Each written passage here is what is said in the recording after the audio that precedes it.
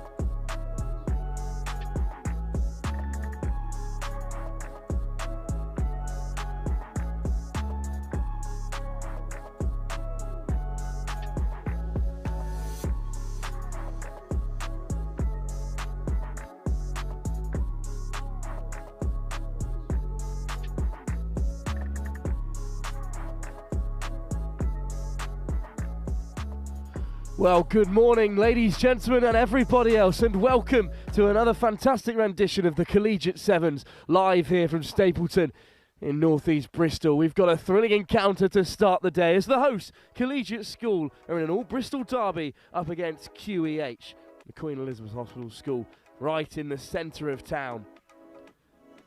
Grey overcast skies here in Bristol, but the weather's holding out for now as we have a thrilling day of sevens to bring you live with Next Gen. I'm Wilfred Kemsley, taking you through all the action today. Hang on 2 seconds, It'll be QEH lining up in their blue and gold up against Collegiate in their blue and gold as well. But the home side playing from right to left in this first half.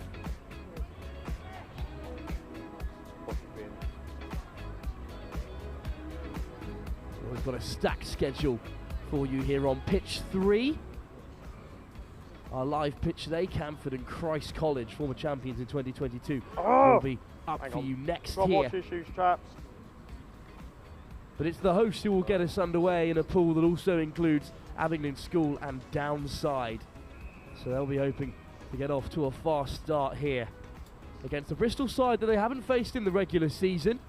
But we can use the old Bristol Grammar School litmus test to compare the two sides. Collegiate came away victors there, 23-7 in the regular season, while QEH fell 26-12 in the Daily Mail Trophy, no less. Those classic schoolboy league rankings. But it's the first kickoff of the competition, and it's been ripped and taken well by Collegiate. Leo Holbrook with his hands on the ball for the first time today. And to the wide channels, they will go straight away from Archie Walker. Away! Good work. Captain today, Archie Walker at number 2. With the absence of Joe Lloyd, their regular skipper. Let it go! Austin keen to play on the front foot and keep the ball alive. Offloaded to the skipper once more. There was a hand in there from QEH, so advantage Collegiate. Charlie Randall. Tackle now, good meters. Physical collision. Roll. There's advantage for not rolling. Early penalty goes the way of the host. Let it run! Rory Tebbett skipping through the first contact, but QEH are not 10 metres. The ball was spilled, so our referee from the South West Refereeing Society will slow things down. But Collegiate not having to slow the game down at all, carving through the contact. Tom Mully with the first score for the host side. Relentless stuff, just a minute and a half into the opening game of the competition. Collegiate on the score sheet in front of their home support here. Even with this threatening looking weather, a good turnout from the home side, and well, missed tackles in the game of sevens often lead to tries. Well, right from kickoff, Collegiate created that score, and there'll be an opportunity here for QEH to gather. Bit of contact in the air, bails out George Hollingbury. He spilled it in the air, but Pat Ring, captain for QEH, will get them underway. Hurd just injecting some pace into the attack. Now looking to take on the Collegiate defence. Contact on the 10 metre. No, we lost. Too long. Looking to build from inside their own half. There's the big fend, but the ball goes loose. Newton through the contact, out the back door, and ambitious stuff. Hurd was right onto that offload, but just forward, and a good defensive set from Collegiate. They force the error, and now have another shot. Well, special welcome to all those tuning in from the other live stream today, of course. The netball competition started a little bit earlier in the day. Great. It is continuing on as we speak. Those two competitions coinciding. Claire Jones over there. As Collegiate dart down the short side. Lovely footwork. Tebbett. So crucial in that opening scores. Made great yardage. Away from first receiver, or Ewing looking to take on the defence up to the 5 metre, offloaded. Wilstead dots down for Collegiate. Henry Wilstead has a second, and it's a lightning fast start from Collegiate School.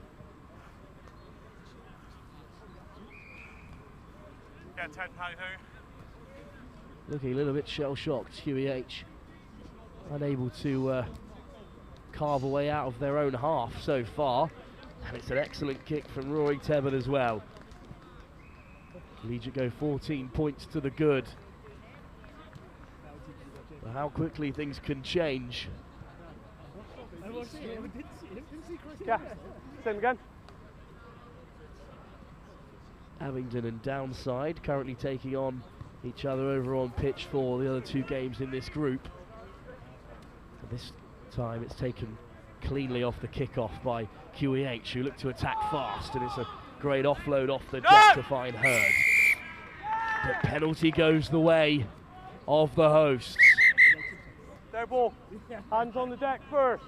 Oh, well, a reversal from the Yes, referee. It was down. hands on the floor from Collegiate that led to the penalty infringement, and now it's been chipped through by Arthur Hurd, who looks to be the one most likely to make things happen for QEH. It's been a tough season for them. 7 losses from their 10 fixtures. Collegiate, on the other hand, with a healthy record of 12-4, taking some impressive form into the 7th season off the back of 5 straight wins. Now at their home Watch that tackle competition, line. which they haven't won since at least 2013. That's when Bromsgrove took the title. They'll be hoping to make a difference today, and that's unfortunate.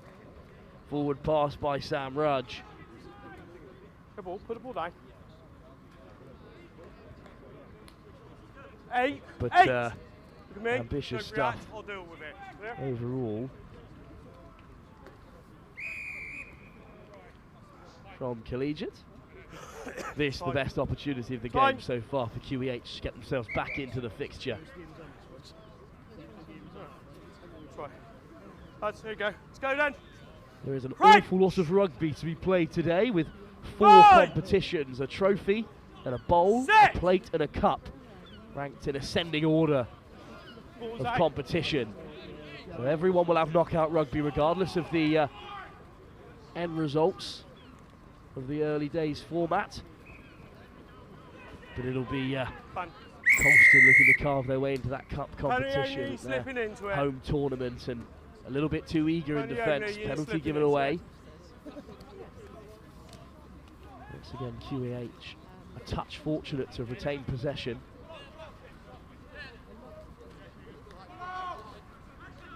Pat Ring with a wide ball, the skipper. It's a good carry through the contact. Collegiate are over the ball. No release before the tackle. Give me a clearer release one, okay? Good footwork and evading the first defender. Crashing over goes Sam. Arthur Hurd, sorry, once again. This time the penalty does go the host's way, and they waste no time in kicking off. Walker, the captain's made great yards, just spilt. Well, a wonderful pickup as well. Referee waves play on. Bennett, wide they go. Collegiate must have another. Wilstead will have his second. End to end from the host Collegiate. Really clinical stuff. A great counter-attack.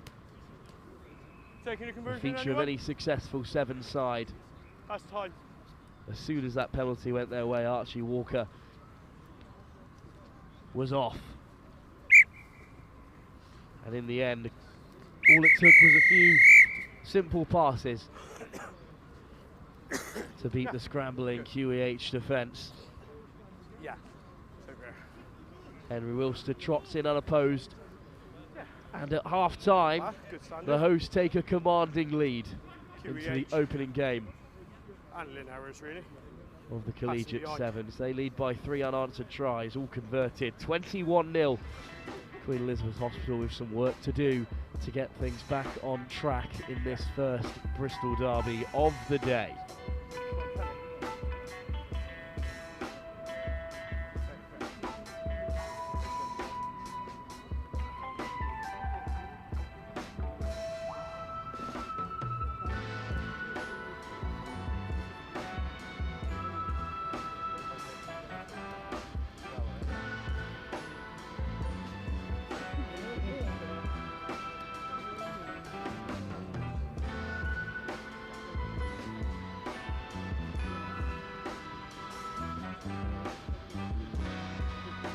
matches will start against pitch P on pitch 1, Kingswood against Taunton, pitch 2, Llandaff against RGS Worcester, pitch 3, Canford against RGS Worcester, pitch 4, KES against King's College Taunton. Please make your way to those pitches. Those matches will kick off in about 7 minutes' time. We may have a delay for the matches on pitch 2.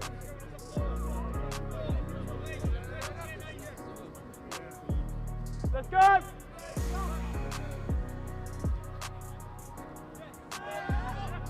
Ah, flip it. Yeah. I wonder why you got there.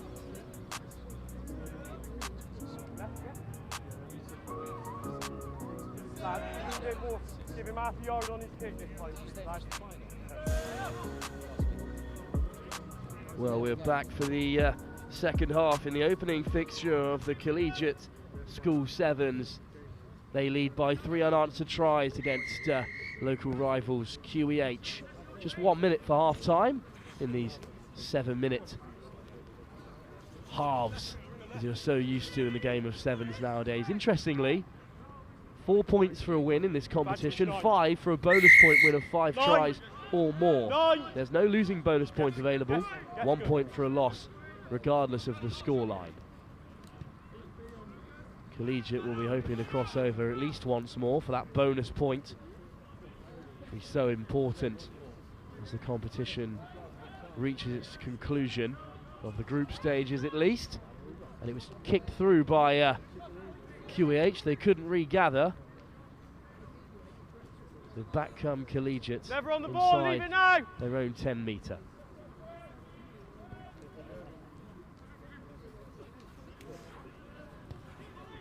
Over the gain line with another carry, Collegiate. Pushed back into their 22, so opt for the crossfield. And it's an excellently weighted kick, and well gathered, and racing away this time goes Eddie Slade. A try out of nothing, just when you thought that QEH had ushered Collegiate into a dangerous position, cramped in their 22. A beautiful crossfield, opened them up. And Eddie Slade has guaranteed Collegiate a bonus point. You've got to feel for QEH in this situation. They marshalled the defence really well. What a get out of jail free card. A kick like that is sliced off the outside of the boot. Inch perfect.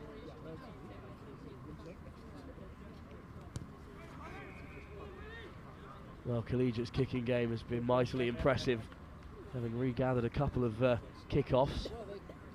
This time the ball is straight out. And QEH tentatively, eventually decide to take it quickly. Hurd weaving and stepping in midfield, gets the offload away. Little show and go at 9, over the ball go. Collegiate could work on the floor to evade the covering defenders. Hurd once again, the spear point of this QEH attack, frees up the hands.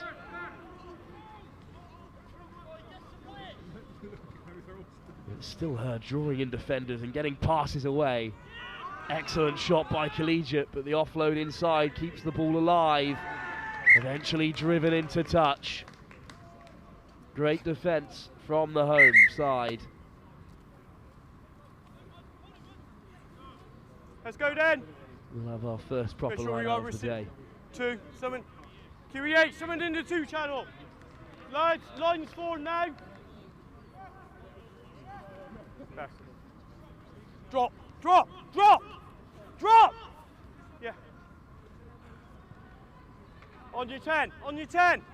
Advantage. Well, there's an offside by QEH. So you don't really wish to be giving away over. when you trail by Lost 4. now, leave it. The end of that advantage.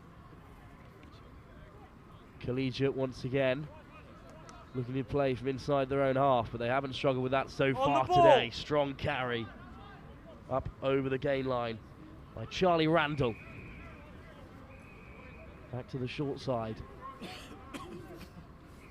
Freeing the hands once more. Really patient sevens gauntlet.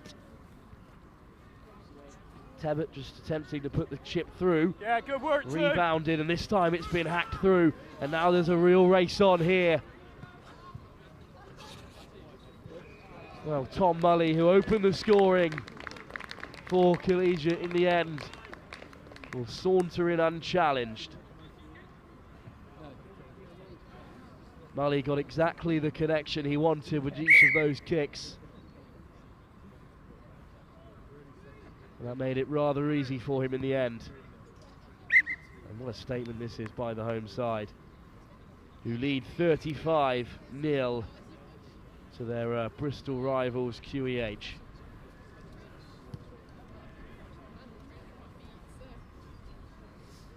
Okay, round 2 should be starting fairly soon in the next couple of minutes when the first round has come to an end. So 10-15. Well, this game might certainly be over, but there's plenty more to come. A huge game. Canford up against Christ College, our second game of the day here on pitch 3. That group also includes King College, Taunton, and the third Bristol side, Bristol Grammar, Pool D. Yeah, fine. Canford, of course, in action at the Seaford 10s recently. Advantage That was live on Next Gen, as were Canford and Christ College Brecon. Not the perfect tournament for either of those sides. 10, never onside. Offside from Collegiate offers QEH a bit of respite. 10.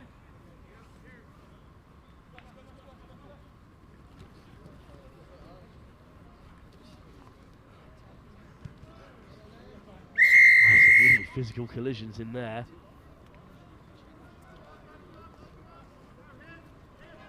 And well, Collegiate haven't retreated 10 metres, so QEH free to play with ball in hand, but a really physical tackle there puts an end to the attack. Lines form, no! Lines form. Slade keen to get the game Watch back underway as quickly as possible, but Collegiate on the point, QEH, here we go. line out instead as We got 2. Collegiate ring in the changes. No, line out. Line out 4. Let's go, gents! Right at the end of this game, a bit of a sting has On been your player taken out of it due to the one-sided nature Gents! of the fixture. Collegiate on the point. Gents, listen to me, please. Listen to the instruction. Collegiate, step up on the point. Take your bit off them. You're good. Time's off. Finally, the line-out is underway. It's real messy, but Collegiate secure the breakdown. I need to take contact at first receiver. Time up.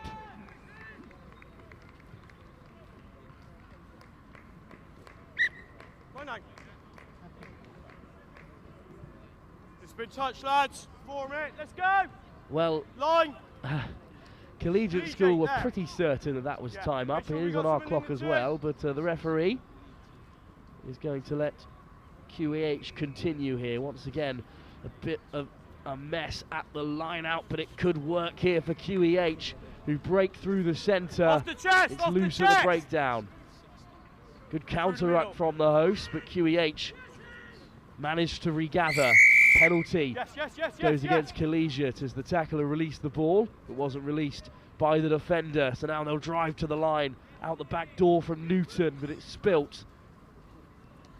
Lay on, lads. QEH keen to take something away from this fixture. Newton puts the ball in behind, but it's cleanly regathered. This time by Eddie Blakes. That is time 9. And suddenly Collegiate could be on the counter. They found a bit of space in behind. What pace added to the attack by Rudge. And Sam Rudge will go all the way. Well, they thought the game was over, but they've still managed to find enough time to sneak in a 6th try. And Sam Rudge will have the opportunity to make it a 42-point victory against QEH. The hosts will take all 5 available points out of their first game, and it could not have started better.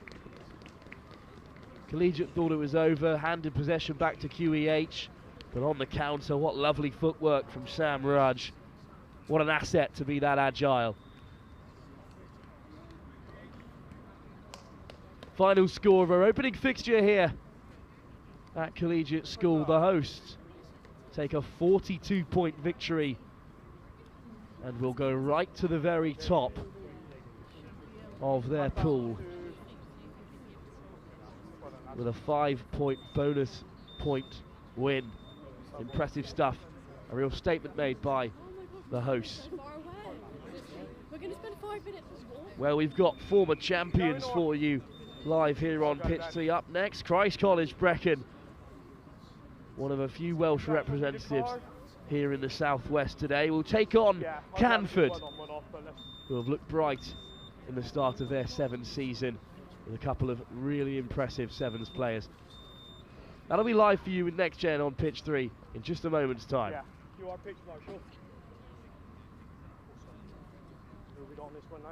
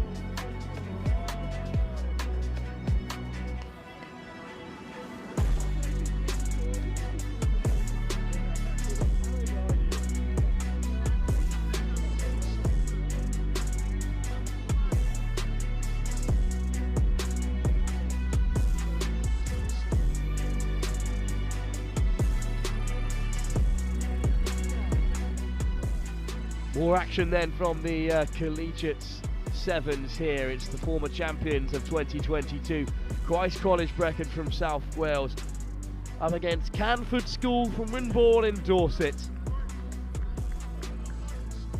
Canford have got an impressive lineup led by the physical Sam Janaway at captain, co-captain with Jimmy Johnson today. Cuba Thomas, one to watch out for Christ College Brecon in 13 as well. And it's taken by Janaway, but loose pass into the backfield, and Christ College Brecon dive upon it. Back foot, lads, straight into the breakdown they go. Canford keen to play in blue and white, playing from left to right in this opening game, and there's the missed pass. Lovely floated ball into a bit of green space. Canford looking to take on their last line of defence. Over the ball goes Yatsi Motsi, but there's a knock on in there. That's just the start of what Canford have to offer, from the likes of Tele Okabanjo and Yatsi Motsi in 15. Really impressive sevens players. Let's get it in and get it out. Come up. Good mix of pace and power in this Canford side. They've had a mixed season in the 15 circuit, 5 wins and 6 losses. Very similar to Christ College with 7 wins and 8 losses. 2 even sides. Watch the scrags, gents. But in a game of 7s, as we know, anything can happen really. On the front foot, Canford at the moment. One more pass wide. Away goes Motzi, no one will catch him. Canford draw first blood. In line with me. Well, they made it look a little bit too easy there, Canford.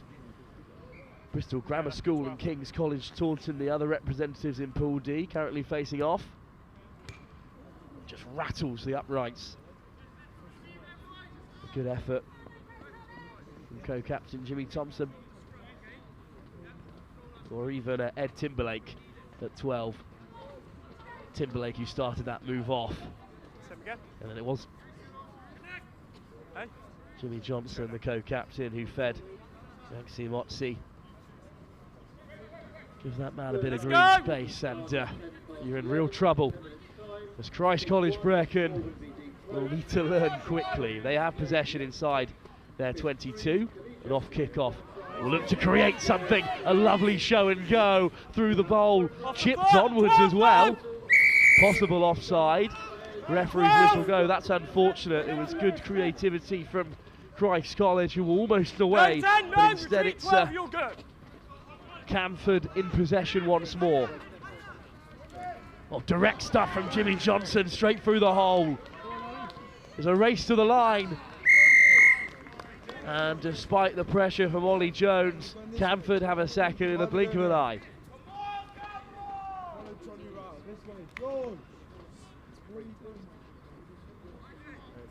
Perhaps Christ College Brecon can feel a bit aggrieved by the nature of that try. Almost carved away out of their own half, but one missed tackle is enough as Timberlake skewers that kick wide. Good line picked out by Johnson. Just injects a bit of pace into the attack. Let's go. Well, 10 points to the good then. Canford.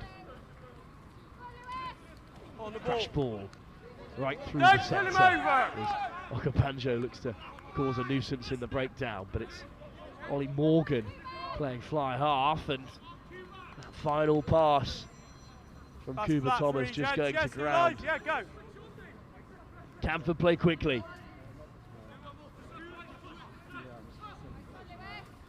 Here is Okapanjo looking to take on Christ College Brecon outside. Too much pace for Lewis Howells. And Tele Okapanjo has a third. Just 4 minutes into this game. It's got to be 2 and 2. It's got to be from both sides. Well, we saw in our opening fixture of the day a pretty one-sided affair, and Christ College Brecon have got a bit of work to do if they wish to avoid a similar fate. This time the extras are added, so Canford lead by 17 unanswered points. If the line out, it needs to be 2 from each side. Once again, this try looks a little bit too easy. That's a loose pass. Lovely step. 2 little stutters from Okapanjo. That's an excellent take by Will Thomas off the kickoff. Strong carry by Sylvester, but a foot in touch. Once again, Christ College just can't get out of their own half.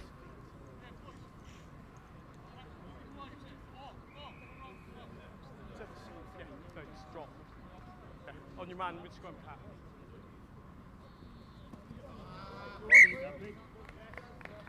Free kick, lads, on the 5. Well, that's unfortunate from the line out. It'll be a free kick for Christ College Brecon. An opportunity for them to create something. Get off the mark in this game. Just about regathered. Canford coming in with the 2-man tackles, but still managing to keep 6 men on their feet. 14! Penalty for offside, however. Yeah, it's all good, lads. Jasper Bowley criticised by the referee. Bit of momentum, perhaps, for Christ College Brecon. Sylvester assessing his options. No release from the tackle, so it's another penalty. Thomas taps quickly. Little show and go from Cooper Thomas. It's a third penalty. Canford under a bit of pressure here. Thomas. This time, unfortunately, Christ College Brecon off the mark. He's never on. The tackle's made. He's come from off behind the Looking gate. to keep the pace of the game alive. Morgan.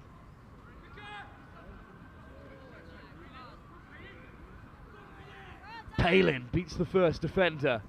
Up to the 22. No, no! Well, it's free ball at the breakdown, but Canford just diving straight off their feet there. Morgan.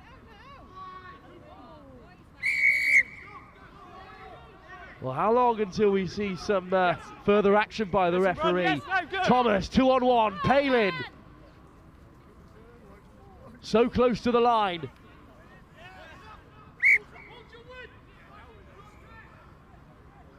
Gents, I'm here. I've got held up. I've also got you obstructing, cut in front, affected the tackle. 22. Well, it's a 22 dropout. The referee letting Christ College Brecon know that they're lucky to get away with just a 22. A bit of crossing at the very end there.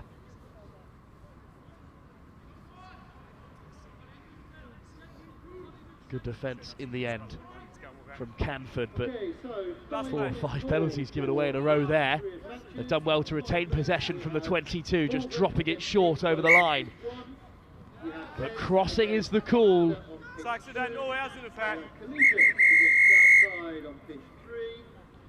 And that'll bring an end to the first half here, just a scrum for accidental crossing. Well, Christ College Brecon looking to swing the momentum towards the end of that first half, but they've got a real mountain to climb as they trail by 17 at the break. We'll be back in just a moment for the second half here, live on pitch 3 with Next Gen at the Collegiate 7's.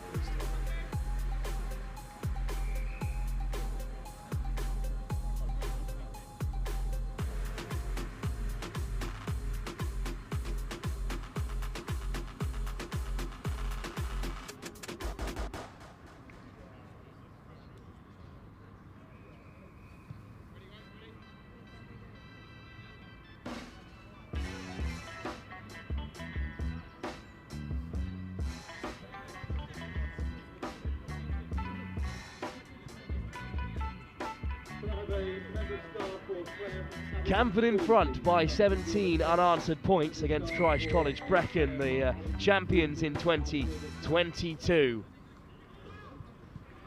But that's the perfect start for the Welsh side. 10 lads, 10. Become a feature of the English game as well, competing in both the Daily Mail Trophy free kick. and the Welsh Rugby Union's WSC. No, it's back. Straight into the breakdown. Canford looked to turn it over. Unfortunately, just a knock on there. It's a scrum. Knock on. Mark there, lads. Scrum then centre field on Canford's 10-metre line. There's the mark there, lads. Not too many a better opportunity in 7's than a central set piece like this. We'll see what Christ College Brecon can conjure up. Lads, come on. Right, lads, settle it. They've certainly got the shove on the Welsh side. Right, get it sorted. French! 5! Set! Okay, get out now. Clean ball for the green and gold of Christ College Brecon. Dan Palin, who came closest to scoring in that first half, held up at the very last, driven back to halfway.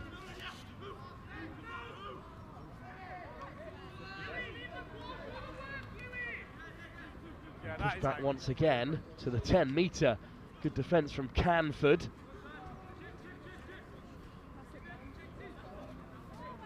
It's all back, all back. All gone down, but only backwards. Chipped through by Canford.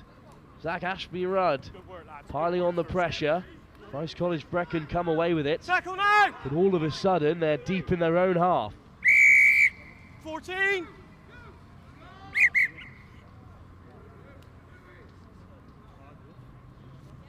Jasper Bowley's offside, and that's the second time he's been penalised by the referee. So he receives a yellow card. Time's off, gents. Yeah, you're good. Okay. Well, a yellow card, 2 minutes, then Christ College Brecon will have a one-player advantage. Let's see what they can make with it. Canford putting in the tackle inside the 22 to keep Christ College Brecon contained. Lateral running from Ollie Morgan, but it's created a bit of space. Palin spits it wide. And there's some lovely footwork to get over the gain line. Surely it must come wide now. Plenty of space out there for Christ College Brecon. Through the hands they go. Reese Pearson looking to take on Okabanjo, but it's great defence from Canford. Lines forward. Scrum in the line out. First by Okabanjo, then by Timberlake. Scrum in the line out. And Canford win back possession, even if they do trail by a player for another minute at least. They retain their three-try advantage. Knock on. Yeah. Yeah, knock on.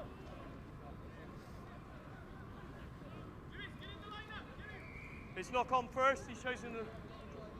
Scrum called. Let's go then. Crunch! Will Fontaine with the feed. Number 9 for Canford. Set! Gents, stability. Okay, let it come now.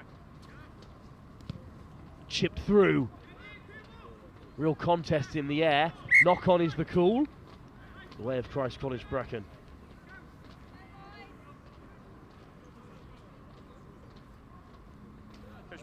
Still time. Time on the yellow. Christ College Brecon.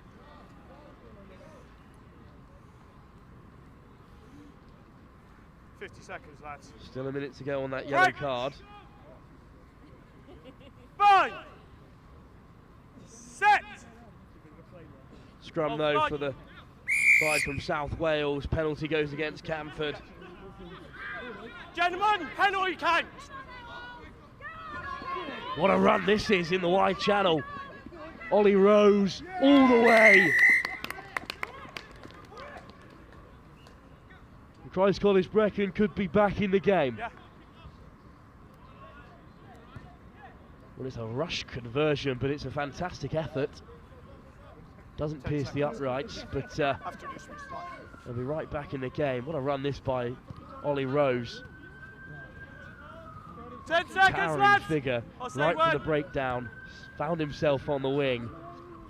There's a great fend on Rutson. They have enough pace to beat Jimmy Johnson to the corner. But from the kickoff, it's a great run by Canford. They've got a bit of momentum. Waltzer. Away goes Yanksi Motsi, steps around one. brought down just shy of the 22. Canford still playing with 6. Johnson, try scorer and co-captain. Worcester back down the short side. Motzi has a race to the line. In goes the covering tackle, but Yankee Motzi has just enough. Yeah, bin. And just as Christ College Brecon were looking to get back in the game, Canford have another. We went to a party as a, what do you want to be when you grow up? Well, that may well have seen off the game, regardless of the less than perfect conversion attempt. And this is how to play 7s when you're a man down. Just keep it on the short side, keep it in the 15 channel. Christ College Brecon overcommitted on that open side. You cannot leave Yankee Motzi with that much space to run into. Nothing that Lewis Howes could have done despite his valiant effort on the cover.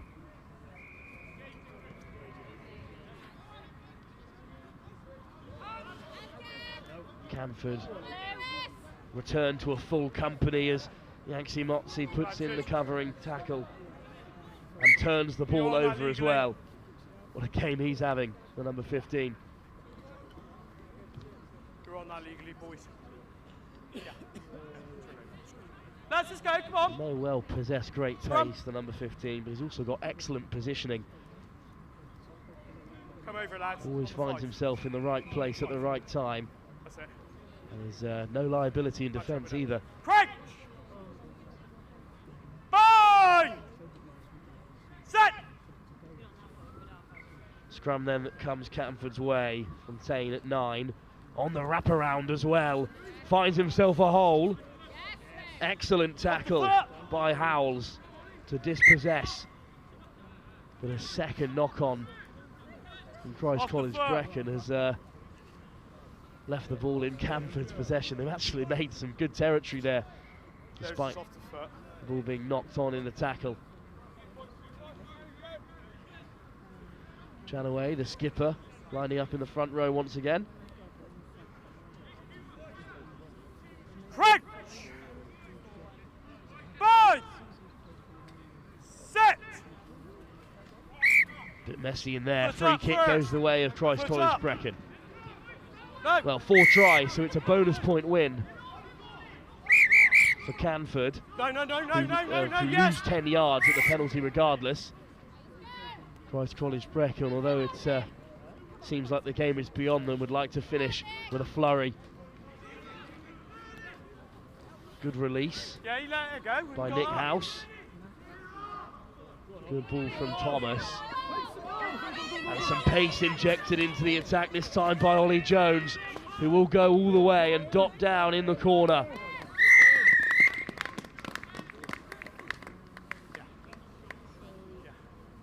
And Christ College Brecon will finish the game with a few fond memories at least. Although Canford, in all fairness, put the game to bed in that first half when they went 17 points up. Well, in the end of our second game, live here on pitch 3 at the Collegiate School 7s, it's a win for Canford against the 2022 champions, Christ College Brecon, who were beaten by the Dorset side by 22 points to 10. Well, don't go anywhere because the hosts are back in action this time against Downside, who faced off against Abingdon in that opening fixture. That'll be live in just a moment. Here with Next Gen in Stapleton, North East Bristol at the Collegiate 7s.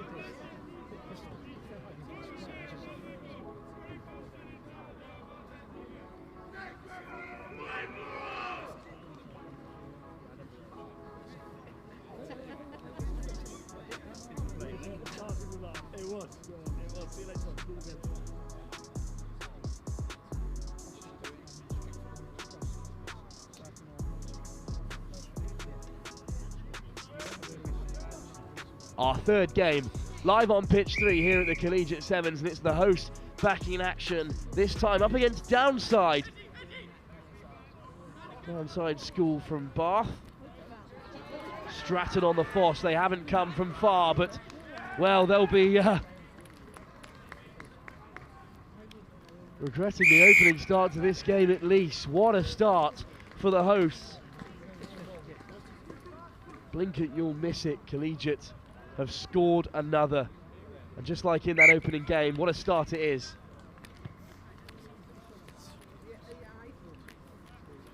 Well, Downside coming off the back of a 22-14 loss to Abingdon. They've gone down early here. What a run this is. The perfect start for the hosts. Fair contest. No hands, two, no hands.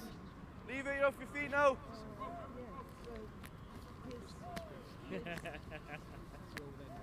Come back. Let's come forward, advantage. Advantage over. Didn't touch there.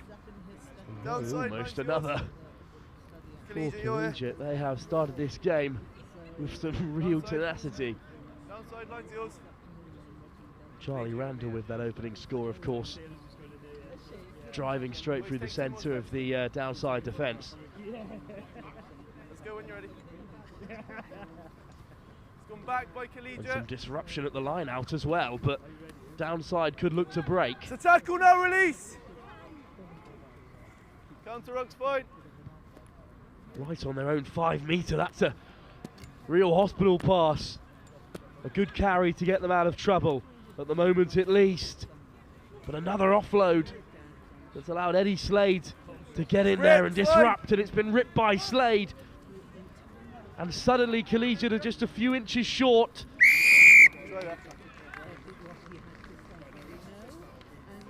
Well, across the game of rugby we talk about playing in the right areas, and boys, out of the way. well, Downside have been caught out there trying to toss a few too many offloads deep inside their own 5 metre. That's a good carry originally to try and get Downside out of the danger zone, but Eddie Slade, some real physicality.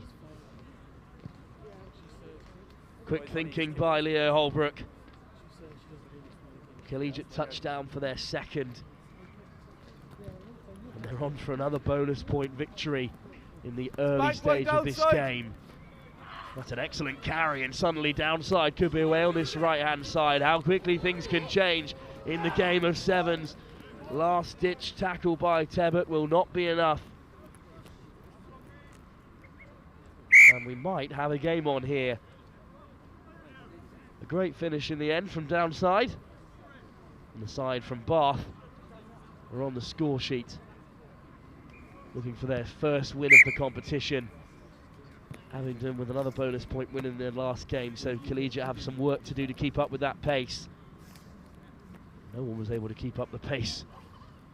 Downside's number 11 skips away from 1 and from 2. Beats the covering Tebbett. And we're barely into this game with our third kick-off so far. It's been knocked on there Nothing coming. by Collegiate, so we'll be back that. Scrum down, Downside ball. for a scrum to the side from Bath. Knock on that. Scrum down, Downside ball. Here's the mark.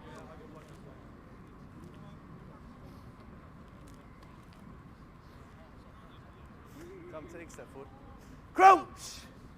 Bind! Set! Hold it now.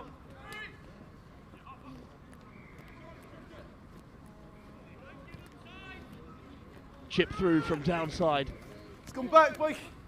Some good covering Still there gone by back. the skipper, Archie Walker.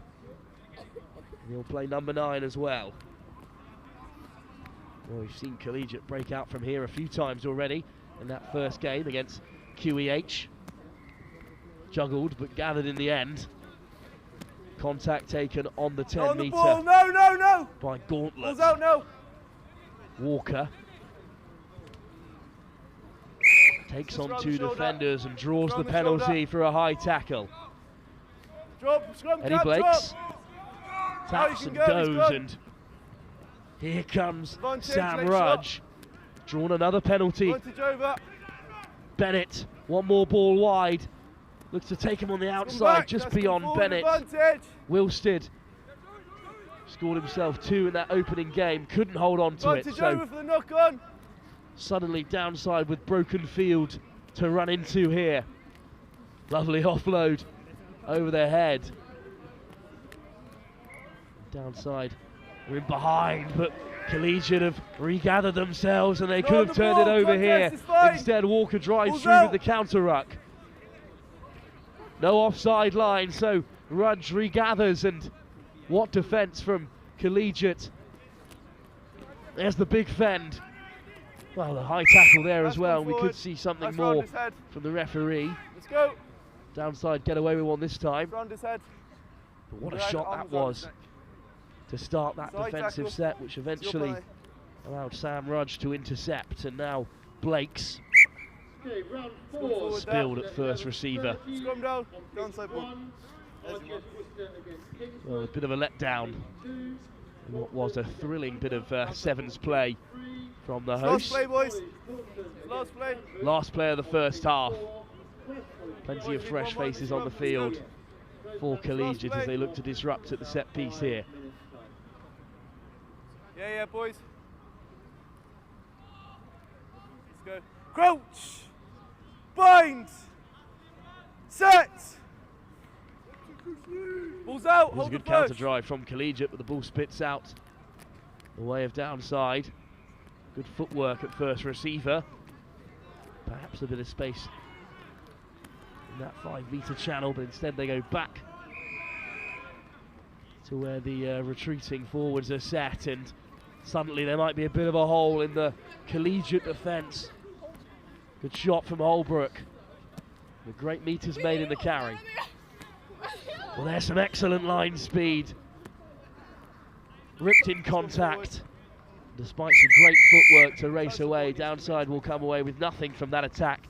Collegiate go into the break by just I'm happy with the that. one score ahead. They lead by 14-7 at half-time. Still chasing that elusive bonus point that they need to keep up the pace of Abingdon, the other top side in their group, who are currently taking on QEH. Half-time then, downside certainly still in the game, although Collegiate School have had the lion's share of possession. We're back for the second half very shortly, live here with Next Gen at the Collegiate Sevens.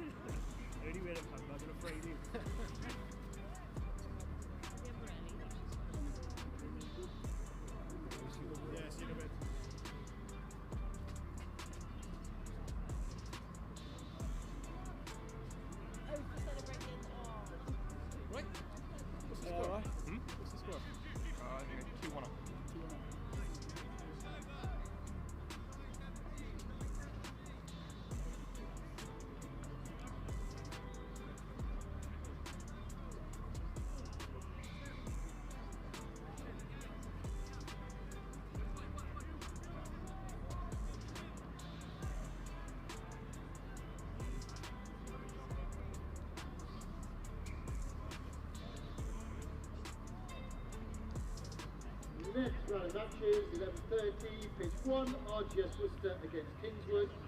Pitch 2, Taunton against Llandaff. Pitch 3, King's College Taunton against Canford. Pitch 4, Christ College Brecon against BGS. Reminder, if you'd like a programme, players, parents, supporters, staff, programmes available for free from the Gilbert tent. Do come and help yourself. Back underway here at the Collegiate Sevens, and the hosts lead by 14-7 against downside of Bath. Hunting for a bonus point Going forward, victory advantage. here to keep pace with Abingdon And they have forced a turnover right from kick-off, and there's some lovely footwork. And a great driving run, almost up to the line. Offload from Blakes. Makes so many yards there. And once again, Collegiate find themselves inches short. Gauntlet goes himself. Good footwork. Hard to step anyone in this reduced format from 5 yards out. The Collegiate have their third. Once again, a blistering start right from kick-off. Collegiate look to pile on the pressure. Great work from Eddie Blakes. Even got the offload away. But look how well set Collegiate are from just 5 yards out. There were plenty of numbers out there, but Billy Gauntlet took it himself and scored. The scrum down, downside ball. Here's the marks bit. Unable to regather this kick-off, however. And knock on, scrum down, downside ball. A scrum for downside. Here, boys, that's boys, it's over here. Well, it's a shame we won't see the hosts in action again after this game until the latter stage of the competition. That'll be the play to all the cup. Depending on how they get on against Abingdon at 11:50 in the deciding game of this group.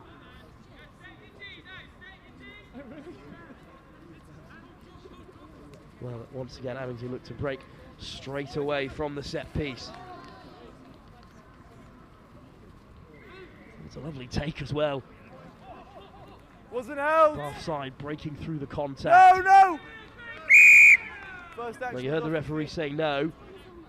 The Collegiate hands were on the floor. Downside breaking through the tackles. This time, however, it will be a steal. Hold on. Looks like Sam Rudge once again, who looks really dangerous. The tackle now, release! With his impressive footwork.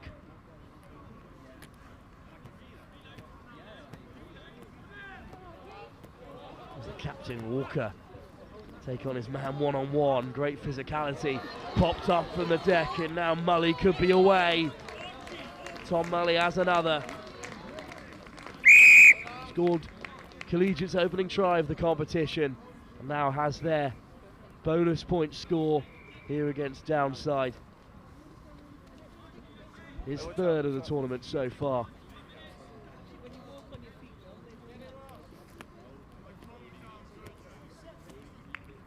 No luck from the conversion.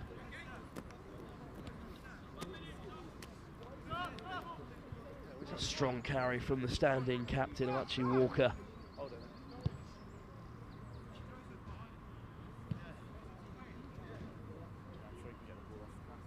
Drew in a few defenders and then lifted it off the deck to put Tom Mully through and away. And right from the kickoff, Downside are under a whole world of pressure. It will eventually be tapped down in those minuscule dead ball areas that Collegiate have created today. Hardly any space to operate back there. Oh yeah, sorry boys, there's no goal line. It's a 22. 22 dropout. No goal line dropouts in this reduced format of the game. Take within 1 step, there you go.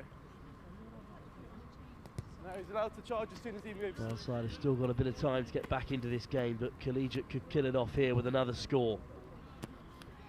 Wilston with a good carry. Through the hands they go.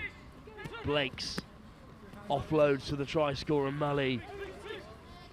And skipping away goes Eddie Blakes, who's deserved a score. Made plenty of metres. Collegiate's #1 and has his try. The try that will all but seal this fixture for the hosts, who take 10 points from the 10 available in their opening 2 fixtures.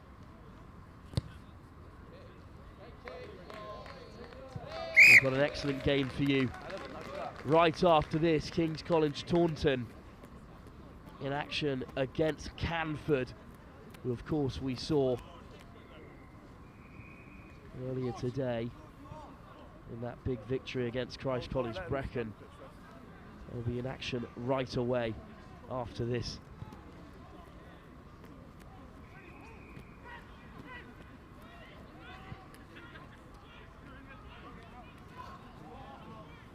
Downside then caught the defensive line. No Certainly hands! lifted in the tackle No, the by rugby's form, the Parcell, rugby's but form.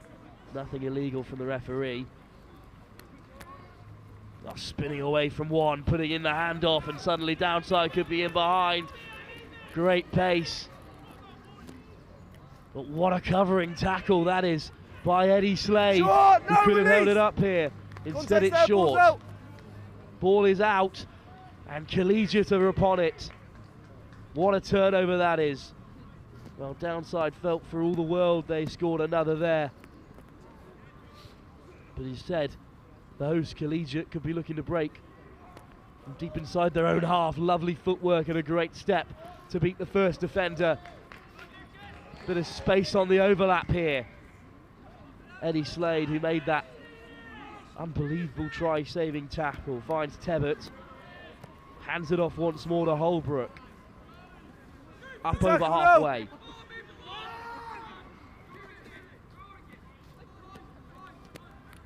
It's gone back, it's gone back.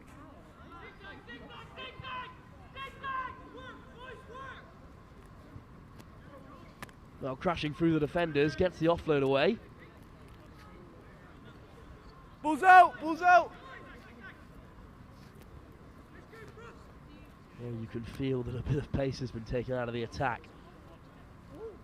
Bit of fatigue perhaps, but we'll see who can reinvigorate this game. And I'll tell you who it will be. Leo Holbrook with the big don't argue. No one else left to hold back the big man as he scores another for Collegiate, who have certainly come here to play. They've turned up in the early stages of their home tournament. They've already racked up 82 points in 2 fixtures. Dangerous stuff from the hosts. Another big victory here by 40 points to 7 against Downside. It was just a bit lackadaisical from both attack and defence. Leo Holbrook shrugged off one. And dotted down to score. Well, Canford back in action up against King's Taunton. That's our next game, live here with Next Gen on pitch 3 at the Collegiate 7s. We'll see if Canford continue their winning form, just as the hosts Collegiate have here. We'll be back very shortly for the next game, live here with Next Gen at the Collegiate 7s.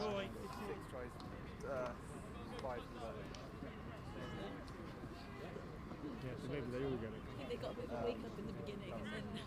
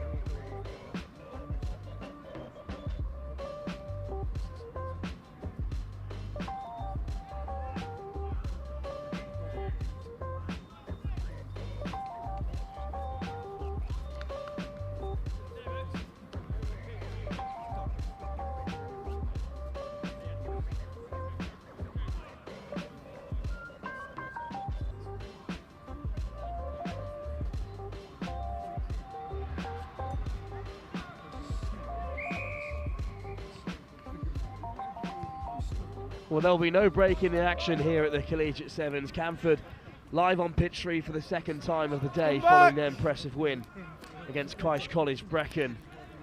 This time they're taking on King's College Taunton in their famous red and black. Let's come forward that one. But unfortunate knock Let's on come forward that. Scrum down. to begin the Canford game. ball. Let's come forward that. Scrum down. Canford ball. Here's the mark, boys, on me.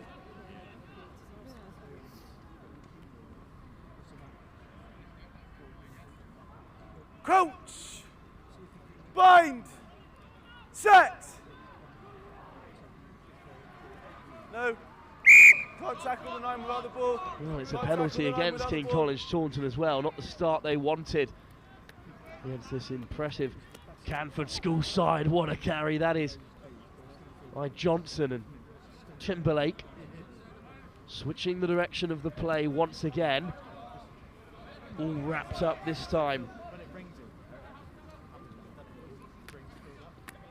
by King's College. Thompson gets the offload to Janaway. Holds on to it under pressure from Matt Cyril Cook. Down the short side they go, on the turn, great take by Motzi.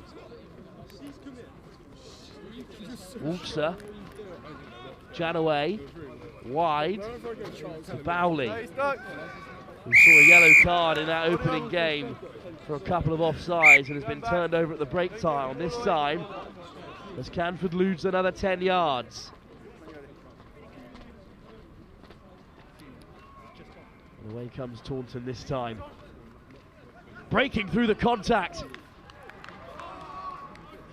And this will most certainly be a score.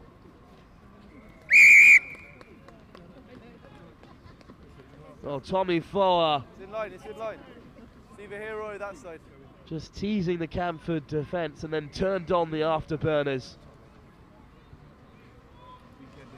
And Kings Taunton are ahead against Canford, who are chasing their second win of the competition. Well, things haven't all gone Kings College Taunton's way in the 15th season, just 3 wins. Yeah, boys, can you get that one off? Including a loss to their local rivals, Taunton School, but they did put the likes of Bristol Grammar School away, and Sherborne as well as Mount Kelly in that 15th season, but I've got a pretty healthy looking 7's team. And that's a wonderful take off the kickoff as well from Cyril Cook, who's driving through the first defender. Over goes Janaway, who can in fact steal the ball. So maybe now a counter for Canford. Johnson looking to get back to his feet. It's well taken in midfield, and what a lovely pass. Attempting to flick it over their head, but a little too ambitious. And suddenly an excellent opportunity for King's College Taunton.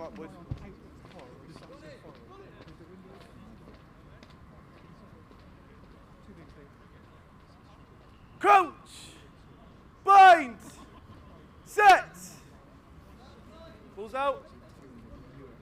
Well, it does come out eventually for King's College Taunton, although not as cleanly as they'd like. Good carry from Chienye. And eventually, though, it's a turnover. Johnson wastes no time in getting the ball away to Motzi, who skips away from one. Off the knee, looks to get the offload, and Janaway just off the knee. So no knock on, but it will be a King's College Taunton line out. Great covering tackle there. Queen, line's yours.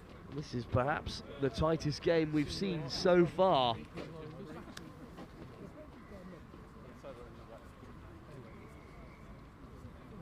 Hold till my arm drops, boys. Line out for King's College Taunton. And they do win possession. On the edge on the wraparound and carried up through the centre this time from Sinfield, and now into the wide channels. The Ogbamedia Aribo.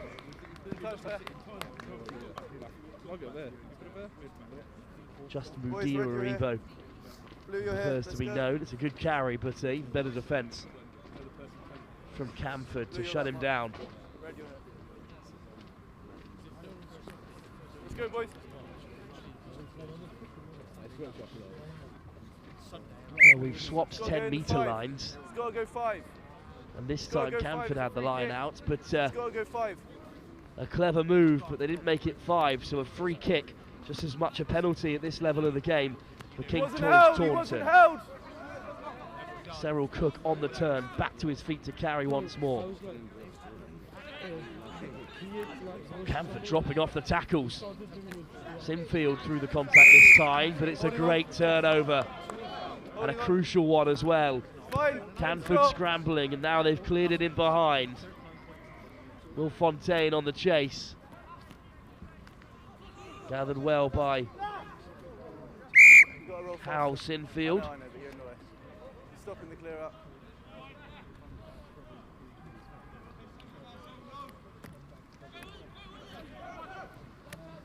Back by Just blue. almost the offload. Still back by blue. Affected No hands, by no 7. Cyril Use it Cook, now. looking to find Ball's out. a rebo, but it's come the way of Canford. Just about, once again, a lucky escape for them. But now they're into the wide channels. And Motzi with the fend, beats the first defender. Will he go all the way? Yangsi Motzi, the get out of jail free card for Canford. And an excellent covering tackle. Ball was down, but the try just about given, despite the cheers from the covering defenders and the substitutes of King's College Taunton. But a try nonetheless. And then Timberlake will look to add the extras and put Canford in front. Certainly a nervy moment for Yangsi Motzi. Did all the hard work, but did just enough to put Canford in front. They lead by just 2 points over King's College Taunton. We've got a real game on for you here as we approach the second half of this fixture. King's College Taunton got the early score, but couldn't capitalise from some excellent field possession. So Canford come away with just the conversion between the two sides. We'll be back live for the second half here with Next Gen at the Collegiate Sevens in a minute's time.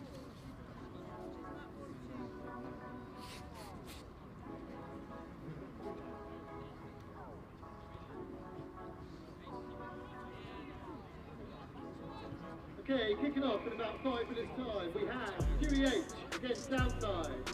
On pitch 1, we have Abingdon against Collegiate on pitch 2. We have KES against Malvern on pitch 3. And we have Kingswood against Exeter on pitch 4.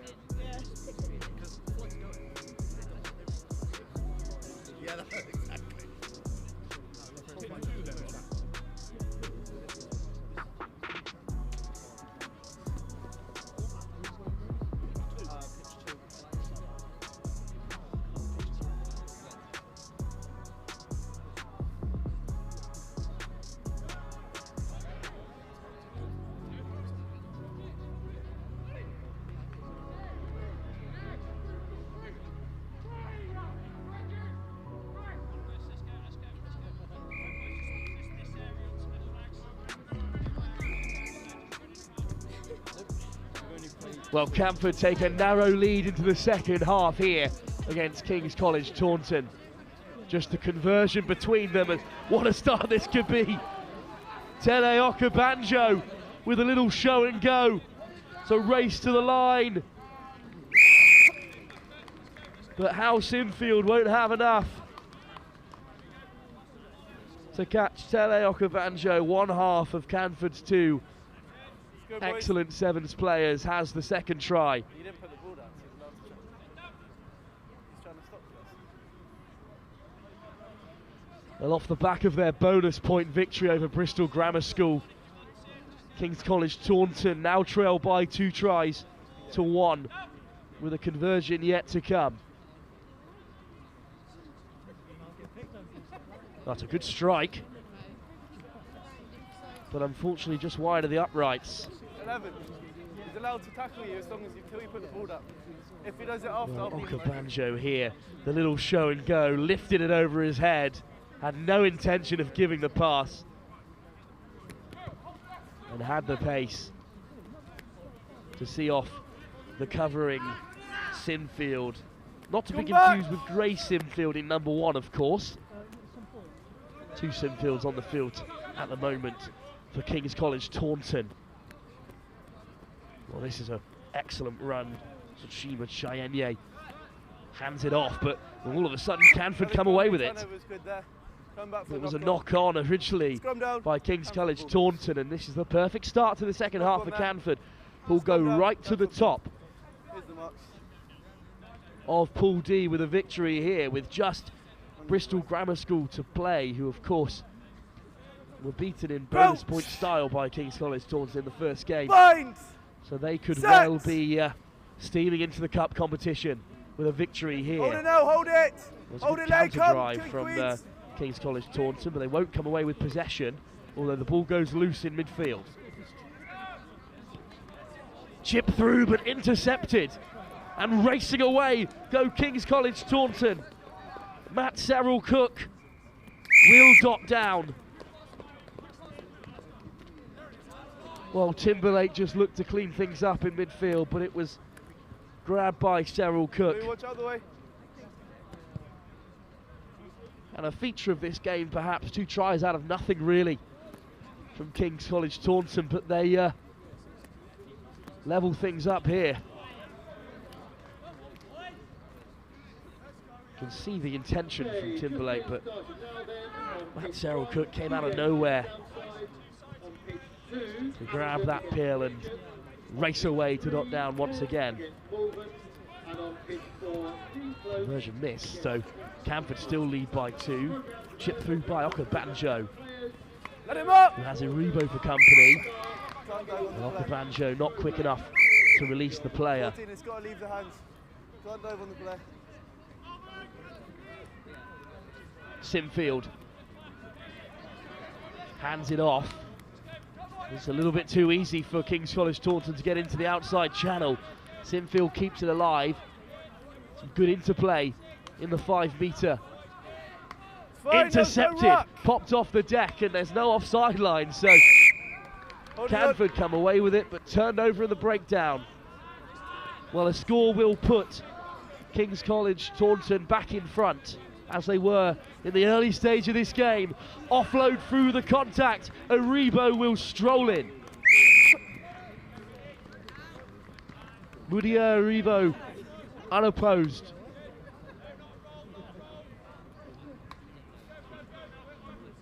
And King's College Taunton have turned it around. They lead by 15 points to 12 with the extras yet to come. Well, it's the second of the Sinfields now, who gets a whole lot of it. It's just short, so 15-12. King's College Taunton lead by 3. 2.5. 2.5 minutes to go. 2.5. Well, this really is the deciding game, you'd imagine. In Group D, the win here for King's College Taunton would leave them on 9 points. They could even snatch a bonus point with another score. But it's Canford in possession, looking to turn the game on its head. There's a good carry up to the line, but there's plenty of Taunton players in there. They've left themselves a bit short on the near side.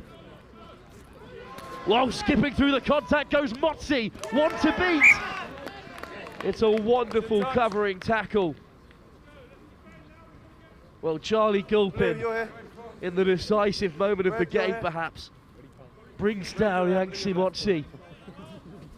With a minute and a half to go, it's a line out for King's College Taunton. Now, what do you do here from a tactical perspective? Do you try and hold on to the ball inside your own 22? Do you go for another score? Do you clear your lines? We'll find out, as it's a turnover for Canford. What a crucial intervention. And quickly as you like, they find Motzi. Janaway, the captain, with the turnover. And well, there'll be a yellow card here as well.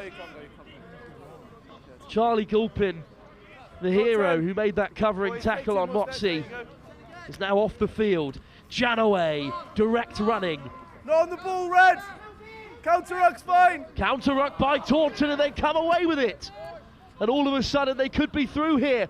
Little show and go. What a run this is by Shoshima Chienye. Has he got the pace to take it to the line? He could seal it here. Excellent covering tackle. Chienye back to his feet, release the ball. Turnover for Canford. Time's off. Time's off.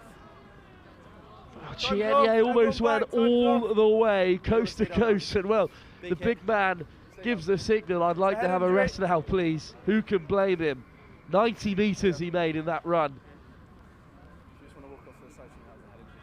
Down went Yangsi Motsi. We've got 15 seconds and he'll be leaving the field. Get off the pitch, so has a head injury. What a wonderful covering tackle. A try-saver in the truest sense of the world. Have you made and the now, sub, coach? we're in overtime here, almost. It's 15 seconds left. 15 seconds on the clock. King's College Taunton defend with 6. Canford trail by 3. From right on their 5 metre, what can they create? Wonderful tackle. The ball is loose. Taken back. That's full time. Dotted down by Canford. Okabanjo chopped down by Aribo, and that brings an end to the game. And by the finest of margins, King's College Taunton, who took an early lead, then trailed for the majority of the game, but they will win by 15-12 over Canford, who will now rely on Christ College Brecon doing them a big favour in that final group game if they wish to progress through to the cup competition. King's College Taunton escape. A real scare here against Canford, but best game of the day so far here at the Collegiate Sevens. A real advert for the game. Up next, King Edward's School from Bath take on Malvern College in our first look at Pool A. That's live here on Pitch 3 with Next Gen at the Collegiate Sevens.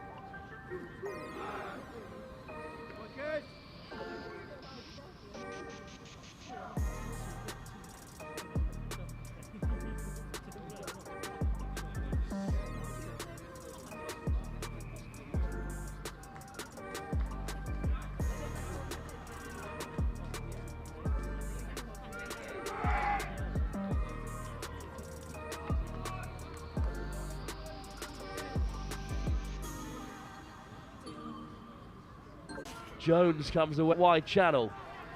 Great line by Murray. Hands it off to Derwent, and from a penalty on halfway, KES have carved down another score.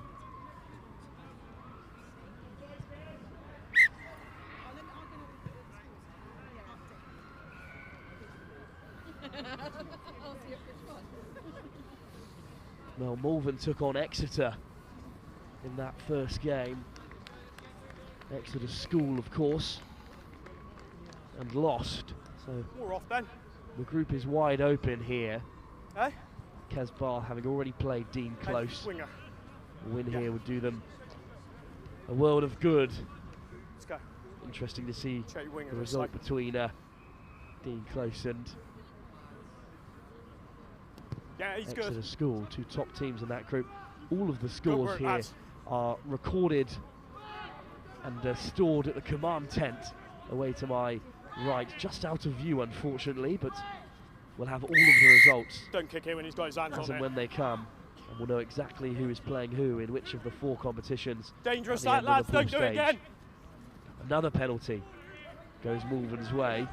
They're certainly on the right side of the penalty count, even if they're on the wrong side of the scoreline. Release! There's no release from KES Bath. You've got to ask how much longer they get away with giving this many penalties. And when will Malvern start to make that advantage count? Good carry by Sherratt, who gets the offload away. Let it go! A bit of a late hit from KES Bath, and they will be penalised for it. Captain!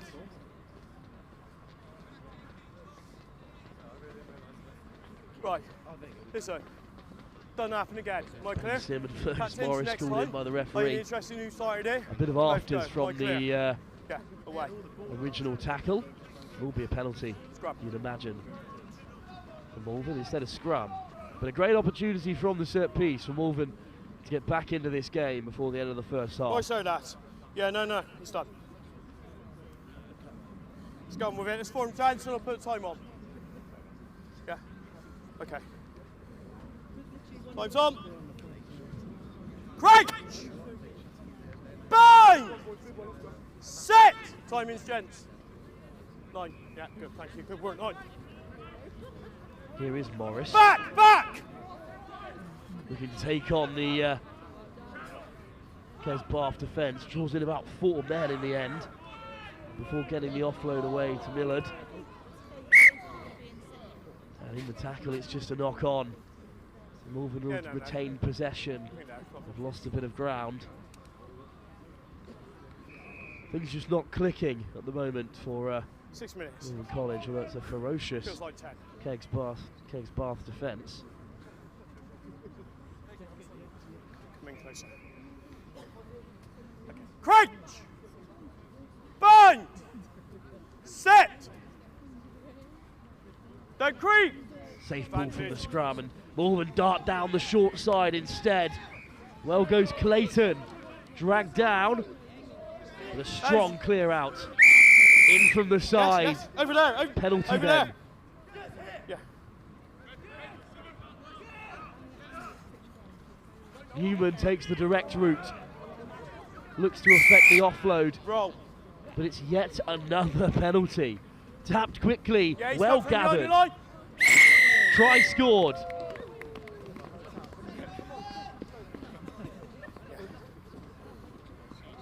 Well, that tap penalty from Fergus Morris could have really gone anywhere. He did excellently well to regather and even better to spin and touch down. The penalty count for KES Bath off the scale at the moment. Penalised at every turn, and if they keep that up in the second half, they'll be sure to lose a few players to the bin. Great conversion by the try scorer himself, and Fergus Morris drives Malvern into half time with a deficit of just 5. Well, they've certainly had a handle on possession in that first half of the quite ridiculous penalty count of KES Bath. They've got to make a change in that second half if they wish to take anything from this game, despite their very positive rugby with ball in hand. At the break then, Malvern College trail by just 12 points to 5 in this crucial game in Group A at the Collegiate Sevens.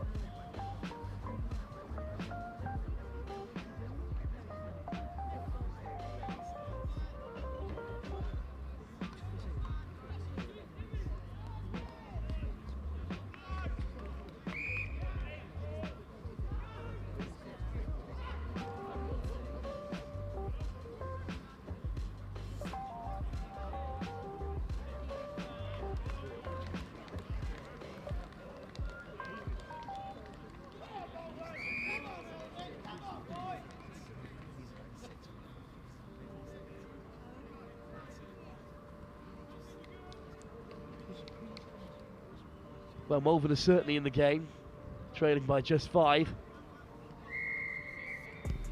An exceedingly high penalty count from KES Bath is what really kept them in the game. Advantage over! After so much possession, and they've won it back as well from kick-off. Just spilt in the air by KES Bath, 14, roll. And yet another penalty. And Malvern will be on the attack from Fred Shute. Looks to flick it away. High press from Bath, but it's been beaten. Malvern stepping and weaving around the outside of the defenders. And Gus Hartnell-Beavis will level it up. And once again, Hey, 14 a roll. couple of penalties from KES Yeah, Bath no. just gave Malvern the Now you get opportunity. on that side, you get out straight away. No effort to move, captain.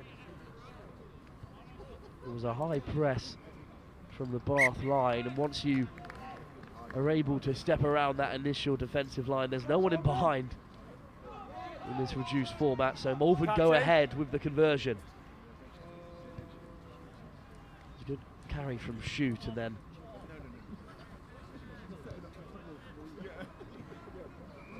actually Millard who touches down the number 19. Some great footwork.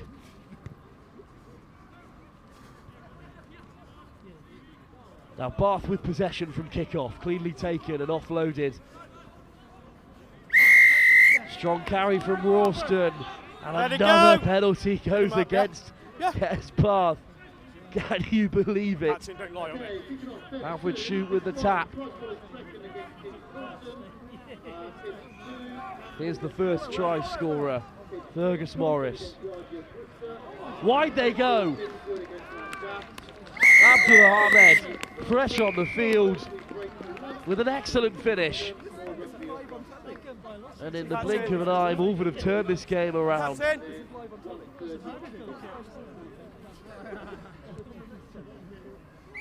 No, it's no secret that KES Bath needed to turn down that penalty count. They weren't able to. They gave 2 away and they've conceded twice in their own half. Morris looking to add the extras. Right, 2 secs. Time off. Time's off a minute. KES, captain, please. Well, this is a great ball from Morris.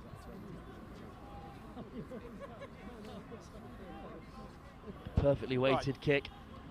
Sometimes you'd have been a luck to go your way, and it certainly did as it continues to approach me. Bounced into the hands of Abdul Ahmed. Serious falling out. We clear? Yeah? Relay that message. We're going to start.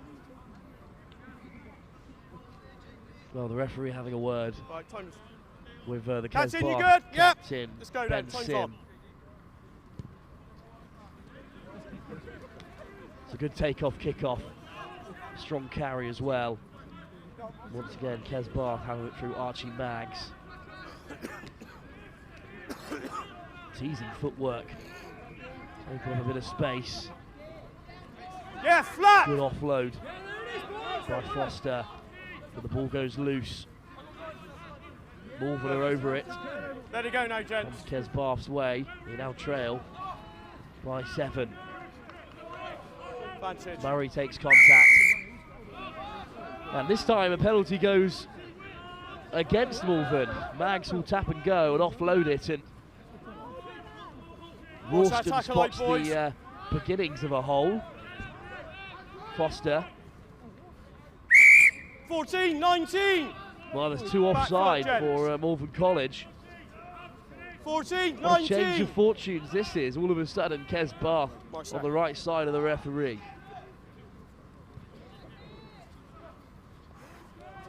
Noah Murray takes it to the line.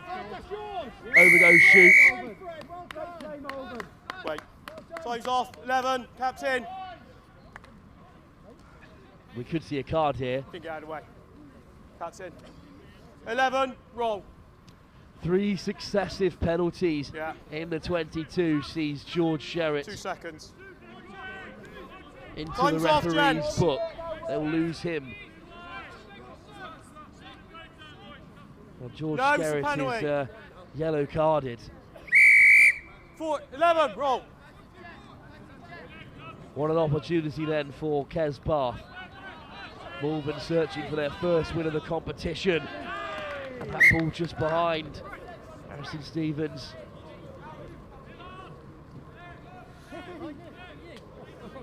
Captain. Scrum line out. The option of a scrum or a line out from Malvern. They'll take the scrum. Right, so lads on the 5. 6 Gents players. on the 5 there. A lot of work to do to get out of trouble here. Lads. Yeah, you can have a sub. Let's go. Gentlemen, let's go. Time on when we form. Gents on the 5. Come on. Listen.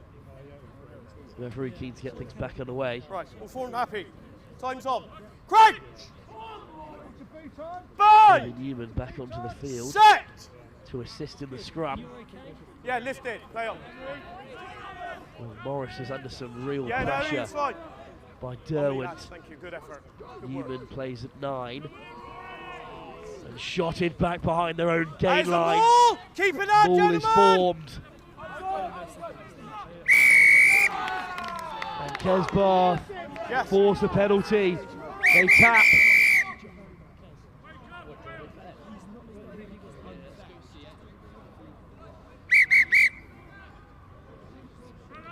Come here. You are off my pitch. You stay out. We clear? Next time. Right. George Skerritt It's their just, ball. I haven't got a number. Discipline. Top 10. onto the Behind the line, field. gentlemen. while he's with the sin bin. A wry smile on his face. It was a penalty given. There's offside from the penalty, and KES Bath make it count. Down to 6, 5 yards from your line. Very difficult to defend. Simple enough in the end for Bath, who look to go level here with the conversion.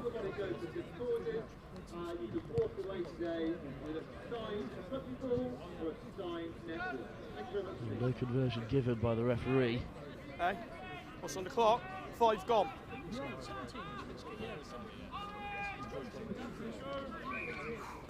What's going on? We're 5 minutes into this second half. Just 2 remaining. Yeah, wingers KES on. Bath currently trail by just 2 as Malvern look for their first victory of the day here at the Collegiate Sevens. They've retained possession for the kick-off, and they're skipping away out of defence. Fergus Morris is off to the races. He's got Derwent for company, who drags him down. On the wraparound go Malvern.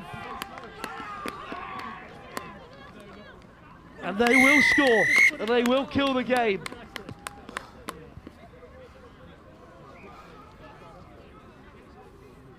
With just 6 players on the field.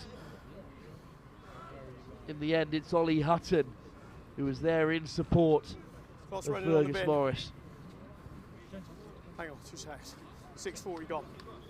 We will restart. You've got 9 seconds on the conversion. Morris to add the extras. Will fall short, Bin! Bring the bin on! but they will be returned to a full complement for the final stages of this game.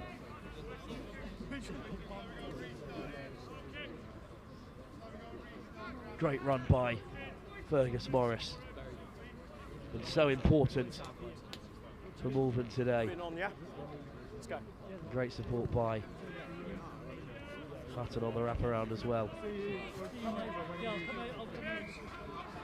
KES Bath then trail by 7. Converted score right at the end of this game would level things up, which will leave both sides with 2 points apiece. And they do have possession. Standing at first receiver, lofted wide. What a ball that is to put KES Bath back into a bit of space.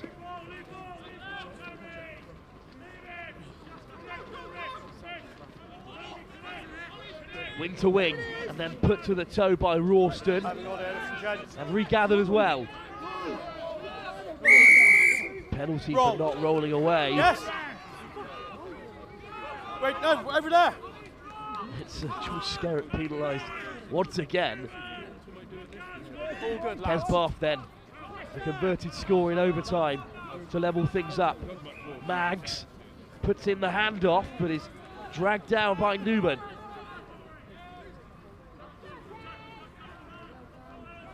Good support on the wraparound once again from Foster. And the new man, Parker Booth, just short. Penalty And the advantage advantage is given 6 for going. KES. Picked by Foster, It's got it out. and this time they score. But one worldie of a conversion still needed to level things up. Give me a moment. That is time. Looks I'll like tell you in a Archie second. Maggs will be stepping up for KES Bath. They've got one here and one there. 5 seconds on the conversion, 10.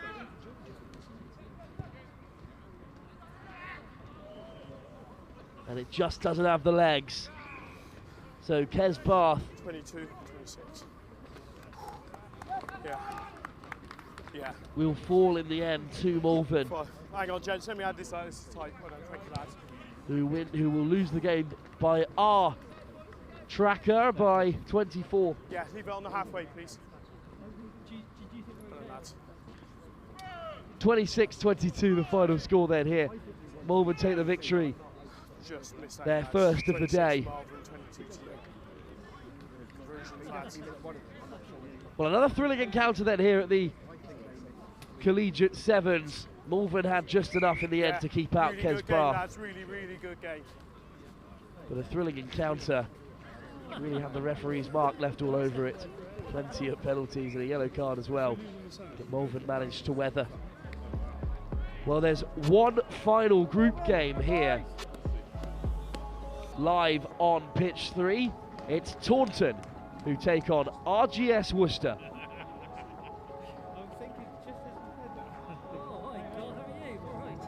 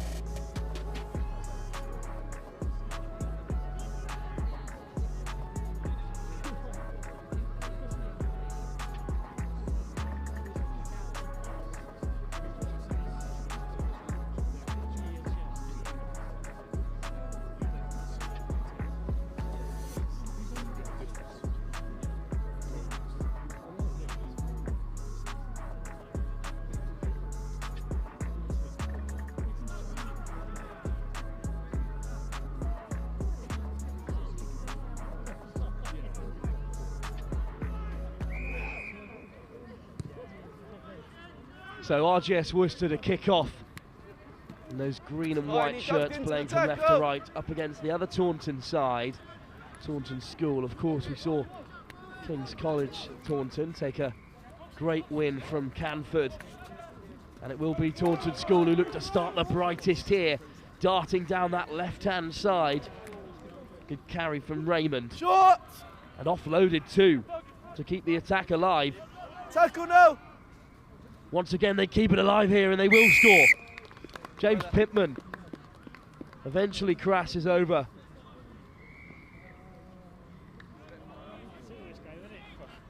Oh, what a start that is for Taunton. They got that line break. Almost off kick-off. You got 20 seconds, mate. Good support. Yeah. Just flicking the ball off the deck a couple of times to amuse the RGS Worcester defence.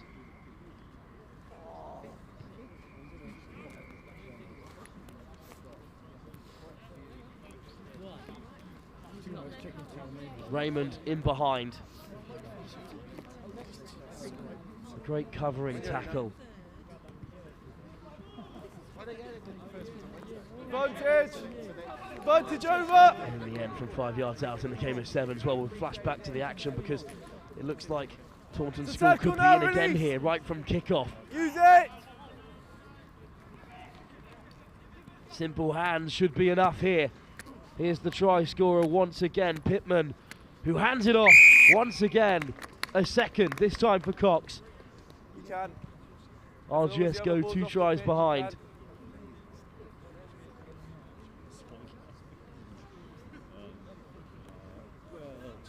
Not the start that RGS Worcester would have been after. This is the first time we've seen action from Pool C that also includes Kingswood and Cathedral School Llandaff. And we'll let you know exactly how everything shapes up after this game. I'll be straight to the scoreboard by the command tent here at Collegiate School. At the moment it looks like Taunton School are certainly in the ascendancy. It's another teasing kickoff, which they will look to claim. It's been hacked through by RGS Worcester, but it will fall the way of the red and blue of Taunton, and well, it's just lifted off the deck once again. This time the captain, Lunt, breaking through the tackles. Eventually goes to ground on halfway. RGS Worcester without a sniff of possession so far. Well, a try and an assist for Pittman at 12. Wide ball. Always up to Clifton Griffith. And there's the big fend. Up over the gain line. It's on the ball. But a turnover at the breakdown. It's on the ball. Bit of respite for RGS Worcester. No, 9, drop back. Thank you, no. The first bit of play with ball in hand, and it's been put down by RGS High Wycombe.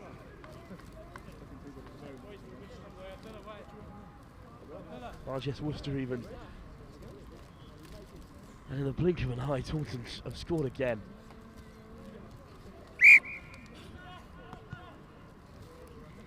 We're midway through the day here at Collegiate, and there's just an air of fatigue about these two sides, even if Taunton have started the quickest.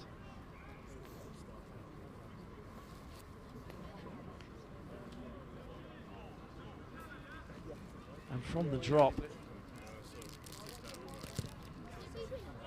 Jack Cox was the quickest to react, and therefore has his second score, and right away Taunton could be in for a fourth. Nothing coming. Just put down by Ed Hudson. Both players had eyes on the ball. I'm happy with the fair contest. Scrum down, green ball.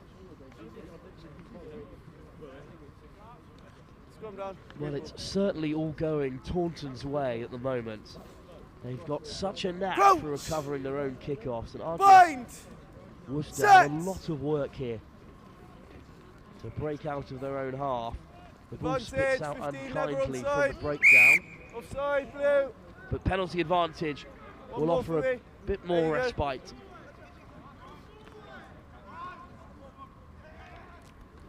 Oh, huge collision in midfield. Excellent work to regather possession as well. And there's the offload too. And RGS High Wycombe for the first time are really rolling. Yeah, the ball's out now. That pass has gone loose. Kilburn will latch onto it. Got a roll. 15, got a roll. Another penalty. No, take one, drop, there you are. Chipped in behind this time. Hacked forward. But the shortest of dead balls will be RGS Worcester's undoing. Scrum down. Blue ball, it's on me. It's kicked. Archie Davis blue ball on me. chipped it through. Scrum down. Or it may have been Joe Callow instead. An interesting descriptions on the team sheet. There's a couple of players with double shirts. I've yet to see Archie Davis and Callow next to each other, because one of them is short and the other is tall, according to my notes from the RGS Worcester coaching staff. Balls out. Well, that spat out the back really unkindly for Taunton. So it'll be a 5 metre scrum for RGS Worcester. 5 metre scrum, green. You have to take something away from this field position, given how, frankly, unlucky they've been in the game so far. Let's go. Boys, it's your time, let's go. Couple of changes for Taunton School. Boys, take one more step closer. Blue's closer. Crouch! Bind! Set! RGS Worcester then. Hold it, hold! Well, there's been a pretty powerful counter scrum there, but it will come to Pledger. Ball does not go to hand, but great footwork to keep it alive. Top of the ball is on the line. Top of the and ball it's been scored in the end. by Josh Pitt. That was half time.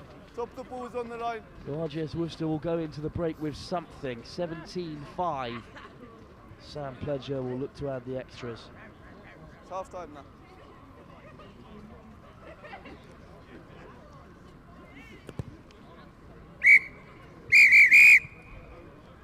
Well, half time then, it was all Taunton for most of that first half, but in the closing minutes of the game, RGS Worcester got themselves back into the fixture with a late score.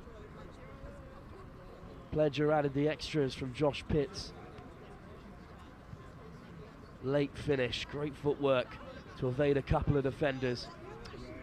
That leaves the game finely balanced here with Taunton taking a tenuous 10-point advantage into the break. Our final group game here at the Collegiate Sevens. Taunton School lead by 17-7 against RGS Worcester.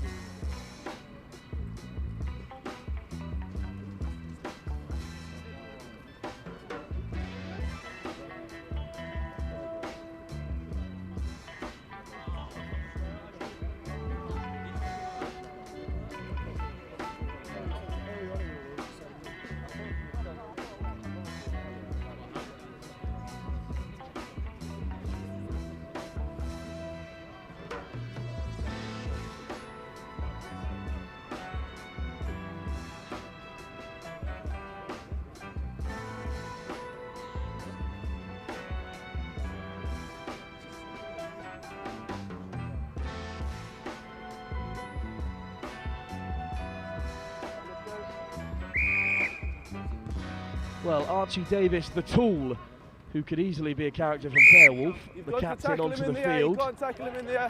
taken out of the air Wrapped by in the air, 10. Taunton School. Then you can't take it miles in front. He's gone to tackle you in there.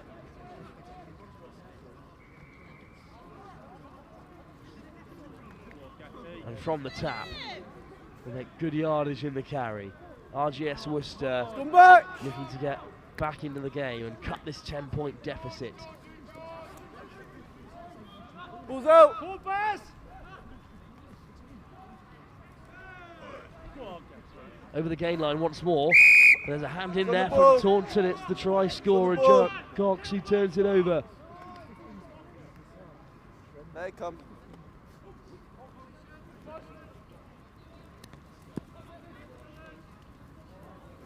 It's a loose pass, but excellently rounded by Dane, who chips it forward as well.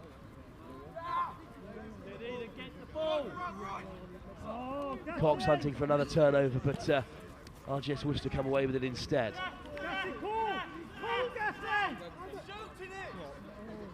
A lofted pass, looking for some space. Strong carry by Gatfield. But penalty goes Taunton's way, despite the outcries of the RGS Worcester supporters. And for not retreating 10 yards, it will be a yellow card that RGS Worcester have suffered. George Kilburn I'll have a look for it though, I appreciate it. sent to the bin for 2 minutes. This Taunton's opportunity to see off this game. Jack Cox at 13 with the tap. They look to go wide, but put down under little pressure, and an unforced error at this part of the field is unfortunate for Taunton School. RGS Worcester then with some set piece possession, but down a man. We'll see how they Knock on, scrum line down, up. green ball. Here's the mark, boys. Let's go, boys.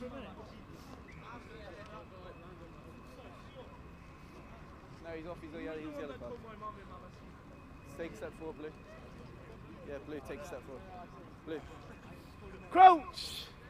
scrum Bind! for RGS Set! Worcester. Midway between their 10 Balls metre out. and 22. They have possession. Spilt at first you gotta wait. receiver, but a penalty for offside.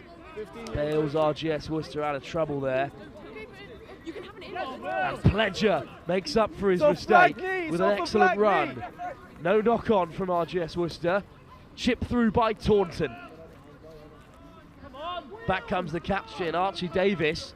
It's a bit loose on the floor. Regathered by Taunton and flicked out the back door. And Pittman will saunter in for another score. What an offload by Taunton School there. Yellow card, you got 15 seconds. I believe it was Felix Milner there who Green, out the way. gathered in the ball cleanly, and then After this kick, yellow card, come Sonny back on. billed it to Pittman. Yellow card, come back on. Okay, approaching lunchtime now. We start again at 1:30. Well, Worcester restored to a full complement, but Taunton have a try for their troubles. Here's the offload. Excellent. And then the handoff to beat the last defender, James Pittman, with yet another score. He certainly left his mark on this game. From kickoff, RGS Worcester looked to break, intercepted by Cox, who's skipping away himself. Well, this 12 and 13 combination for Taunton School are seriously dangerous. Cox and Pittman with 2 tries apiece. And they've taken the game beyond RGS Worcester. And Cox will take a deserved rest. Couple of turnovers, a couple of tries. You can't ask for much more from an outside back in the game of sevens.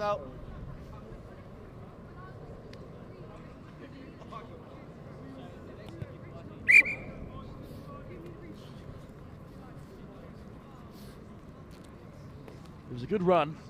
There was support there, but picked off by Cox. Too much pace for Jack Barnett. Stay behind the kicker, boys. When you're ready. No, you'll get it. You've made tackle, that's fine. Ollie Mellenship with a kick-off deep to RGS Worcester. And they'll carry it forward beyond their 22.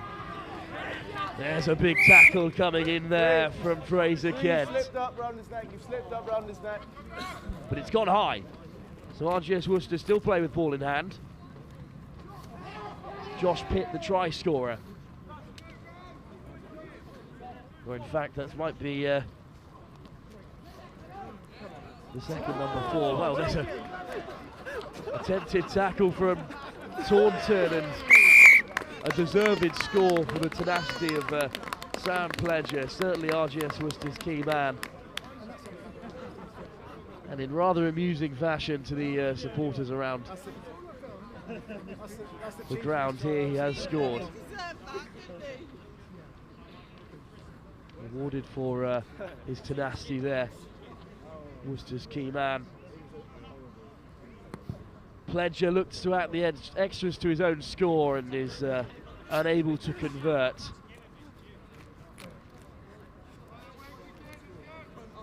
Now, while I was busy trying to differentiate between the 2 number 4s, Sam Pledger was busy evading the tackle of Tito Chakalashvili.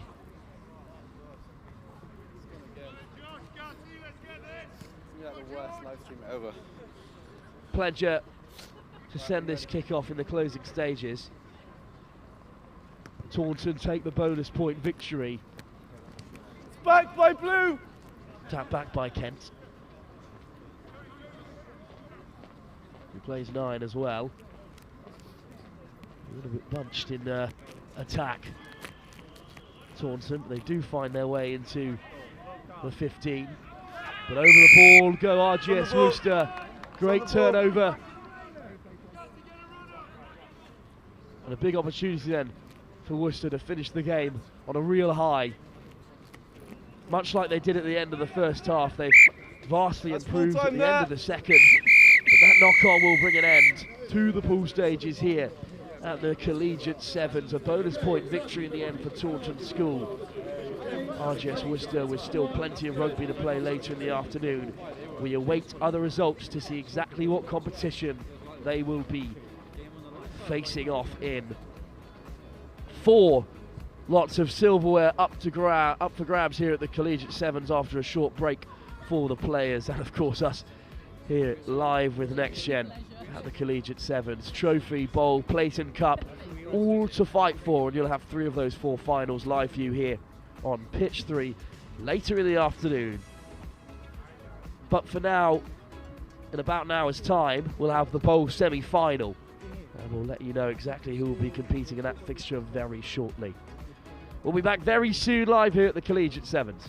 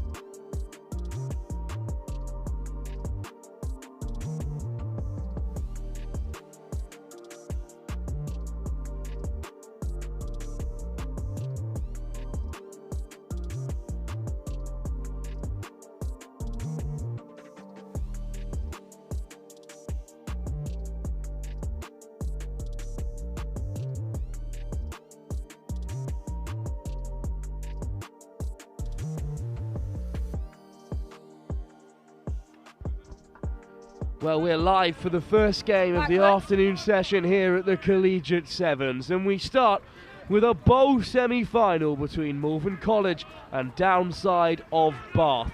It was a short kick from Downside that didn't reach the 10-metre mark. Malvern are underway from a free kick. No, second go! Now, Malvern College, of course, who we saw in action here. Their win against KES Bath, the difference that's put them through to the bowl competition. There's the trophy competition below it. And over in Downside's pool, oh, there could be a chance of a Fergus Morris if he race away to score in the shortest of dead balls. Well, what a great start for Malvern. Speaking of Downside, of course, we saw them lose to Collegiate on this pitch. They also lost to Abingdon, but a win against Queen Elizabeth Hospital has put them into the bowl competition. There's no drop-downs between the competitions. This is knockout rugby. Malvern take on Downside, and over on the other pitches, Llandaff take on Christ College in an all-Welsh affair in the other bowl semi-final. We'll be seeing one of those sides later here live on pitch 3. King Edward's currently taking on Queen Elizabeth Hospital, real Bath-Bristol rivalry there, and RGS Worcester taking on the Bristol Grammar School in the trophy. We shan't be seeing those sides again, but we will be seeing perhaps plenty more of Fergus Morris, who's been so key to this Malvern side throughout the competition so far.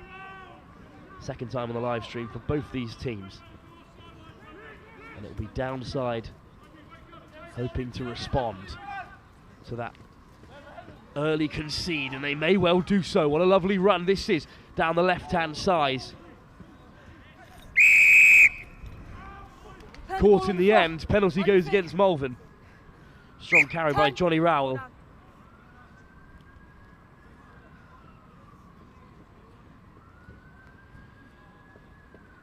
From the penalty, there'll be a short break in play as the wellness is assessed.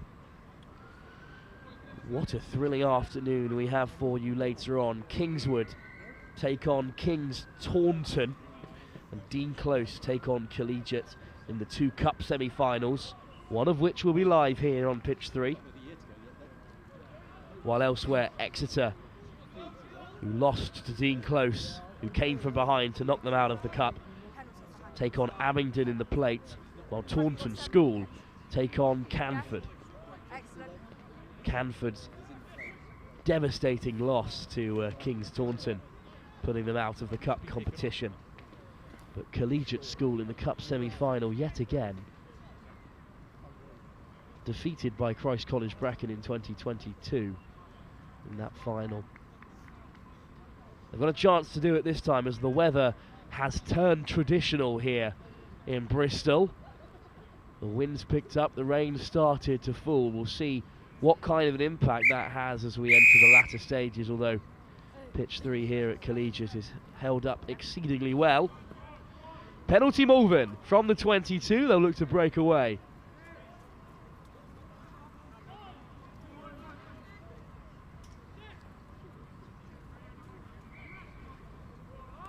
Teasing the defence and then kick through. It hasn't come off the cleanest from the boot, but it's not been cleanly gathered either. Eventually, Downside come away with it. Skipping through the tackles excellently well. Over to steal it goes Malvern, and then a strong counter ruck as well. But a penalty goes against them. Well, in the mud and the shirts, it's getting increasingly difficult to identify the players, but there's a little chip through from Rowell. Malvern back to cover. Not been allowed back to his feet, but Newman will play 9. And Ollie Hutton, who scored a key try in their closing group game, on the wraparound. And offloading. And that's a huge shot coming in from Downside, who can't affect the turnover just yet. Newman back to play 9. And this time they look to clear, but the chase is on in behind.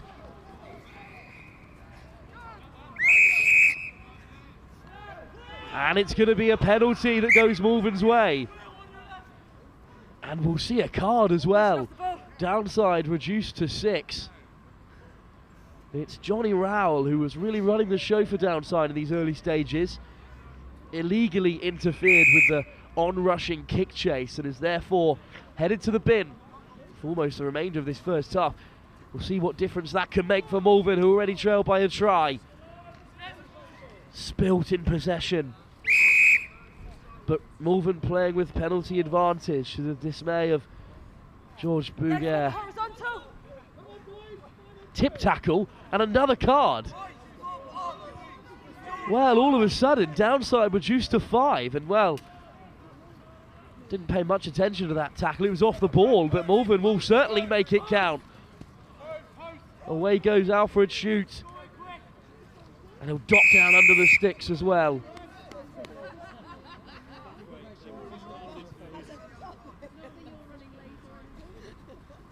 Tesco's is too warm. Well, Downside are in trouble here.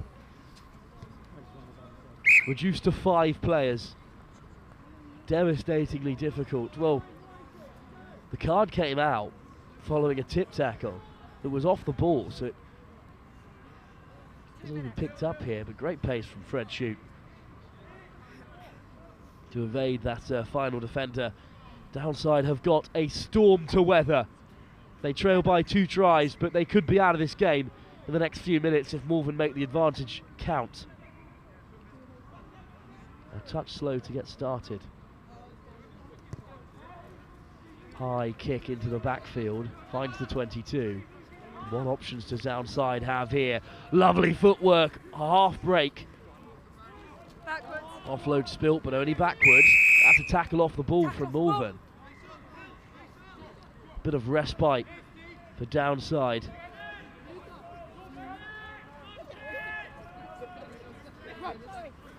A teasing run from Burton. Still going, Burton. He's around Newman. Lovely pass. Put down.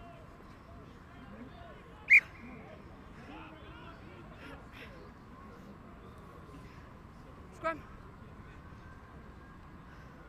Well, it looks like it'll be a scrum to Downside, in fact. Perhaps a knock-on in the tackle from Malvern, but what a story it would have been if Downside got back into this game with 5 players on the field. Just look how sparse the back line is. You can see all of the Downside players on your screen currently. That's the entire squad. There's no one any wider than the 15 channel. And Malvern have turned it over as well. Disaster for Downside, and surely Simple Hands will pick them off here. Great covering defence. A huge tackle comes in. Well, will be this, and the ball is found in the wide channel. Broken field. There's the fend. Will Clayton will score.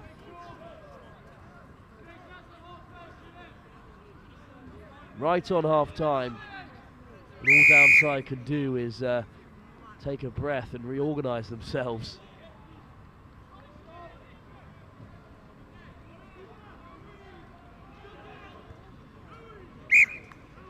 Well, a tactical foul from Downside led to the first yellow card, and then a tip tackle off the ball led to the second. And with 6 players, well, Malvern have capitalised by scoring 2 tries.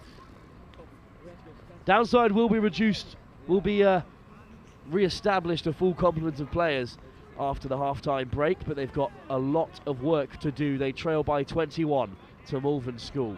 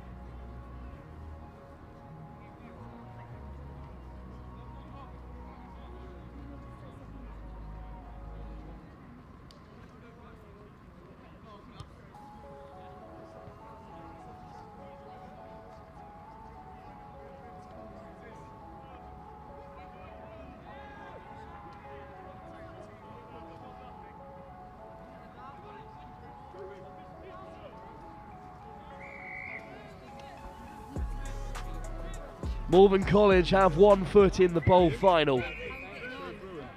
They're unfortunate to miss out on a place in the plate, really, given their strong performances in the group stage. The defending champions of the Collegiate Sevens, no less. Winners last year in 2023. They never threatened the cup competition after their opening defeat, but they could still come away with silverware. Newman on the carry, knocked backwards by Downside, but still in Malvern possession. There's the knock-on. 2 knock-ons there, so it will be a scrum to Downside, who are finally returned to 7 players. Scrum.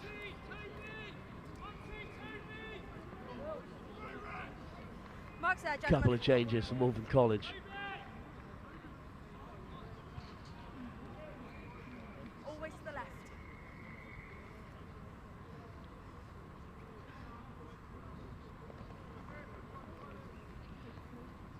Downside will have to Crouch. produce something pretty special for this set piece if they want to get back into the game. Set.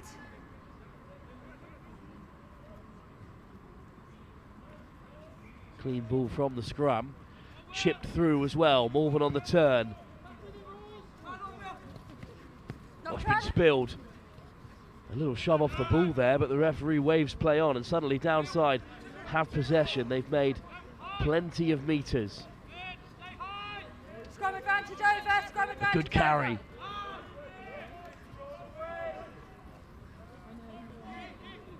Well, there's plenty of space out wide, but Malvern looked to kill the attack with some crunching tackles and some great line speed.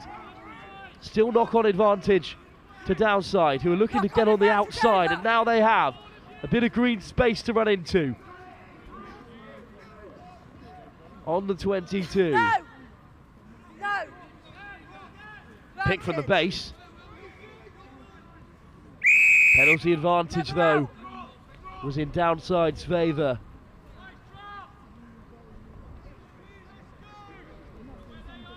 Tap quickly, and Burton passes it off. That's a looping ball. And now here's Tickle with 1 man to beat. Skips away from 1. Lovely covering tackle, and the pass is forward. Hartnell Beavis has really gotten Malvern out of some trouble there. The last man in defence. All Tickle had to do was lift it, but in the conditions that is easier said than done. Malvern escape. An attacking set where they looked in real trouble. Abdullah Ahmed, try scorer, is on the field at number 22. Over in that wide channel, Will Millard, who scored a great try the last time Malvern were on the live stream, will feed the scrum.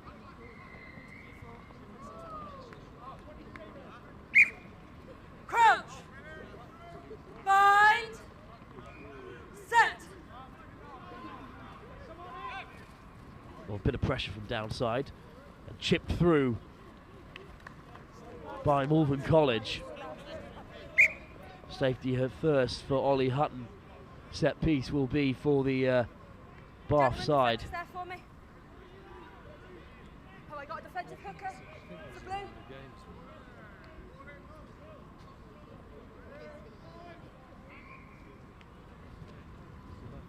Well, not straight is the call from the sideline. Ball Not is that that going, is gentlemen. particularly important in the game of sevens. Strong carry through the midfield. Offloaded to keep the ball alive. And then a knock-on, so unfortunate. Joseph Ladipo, who scored a great try the last time Downside were on the live stream, unfortunately puts it down.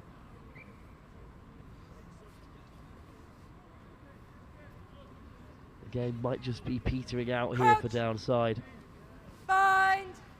Malvern could be on their way to a final if they can finish from here, and it's a good carry from Millard, who does well to get out of his feet and up to the 22.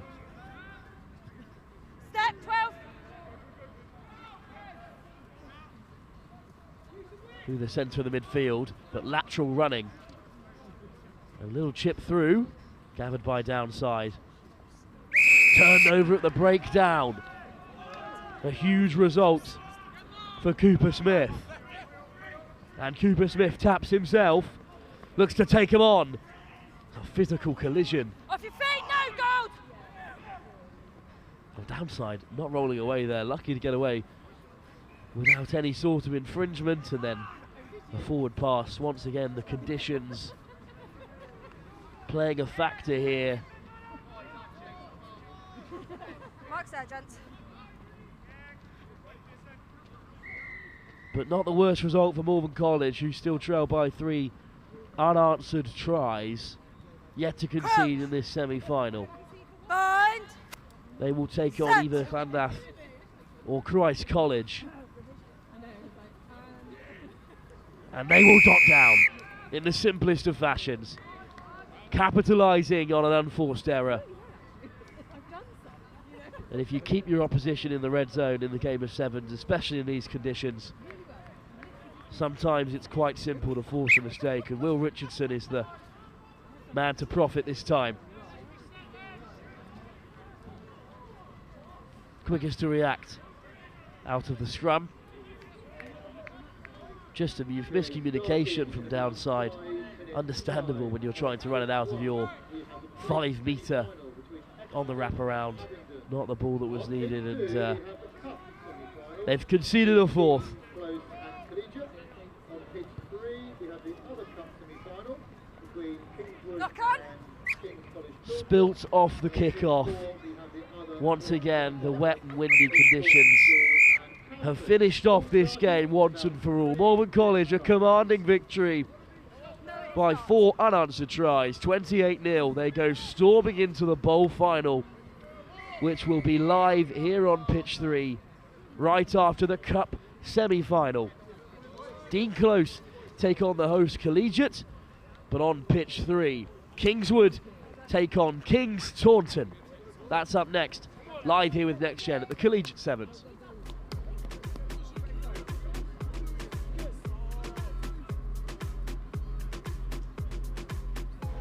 Reminder, we have raffle tickets for sale in the Gilbert tent. Raffle tickets for sale, £3 for a raffle ticket. And you can get some signed rugby balls, signed netballs from local leagues. £3 ticket, Gilbert tent.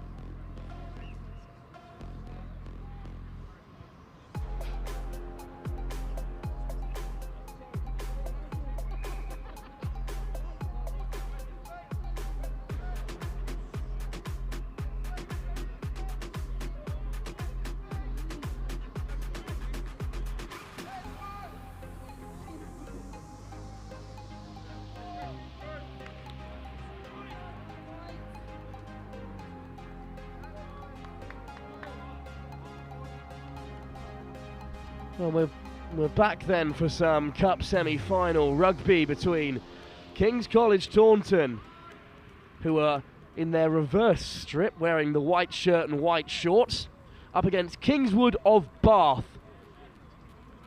Kingswood escaped a difficult group, including Taunton School, King's College's rivals, and Cathedral School Llandaff. They were very impressive in their victory, of course, on the live stream, King's College Taunton.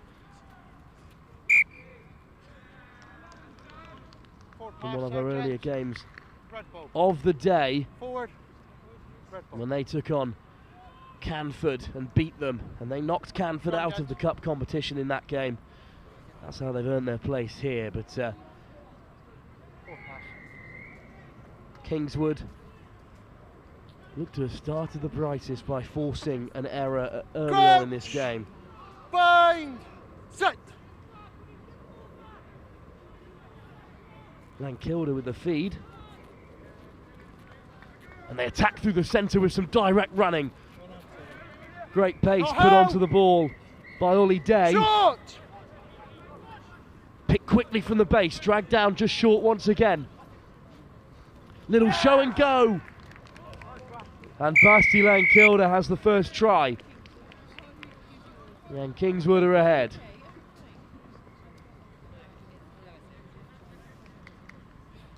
Well, Kingswood, of course, the third of 3 Bath representations at this tournament. King Edward's School Bath, of course, involved on the live stream earlier. And you've just seen downside fall to Malvern in the bowl competition. That kick just caught in the wind by the aggressive run Ollie Day. Top start for him. They will face either the host Collegiate or perhaps the favourites Dean Close in the final, but taken cleanly off the kick-off by King's College Taunton.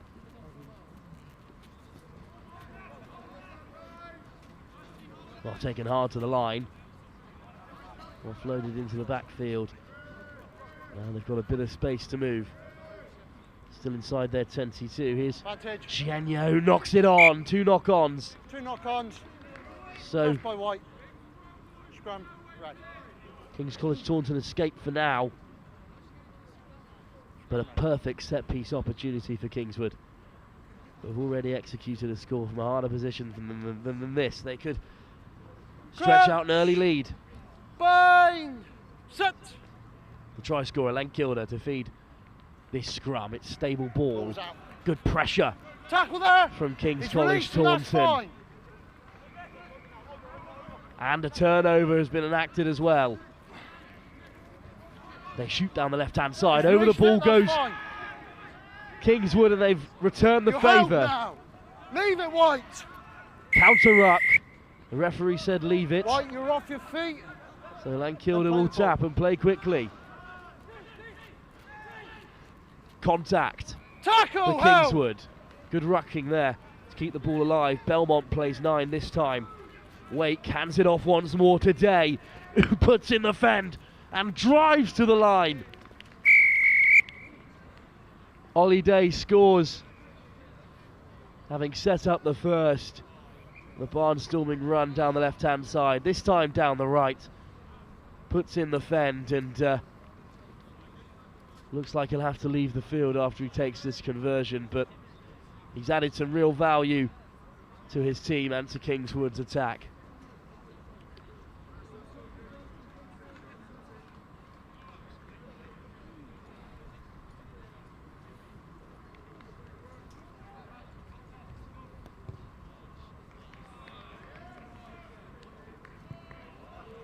Just short from the attempted conversion as Ollie Day leaves the field. I hope to see him back in action if they can make it to the final.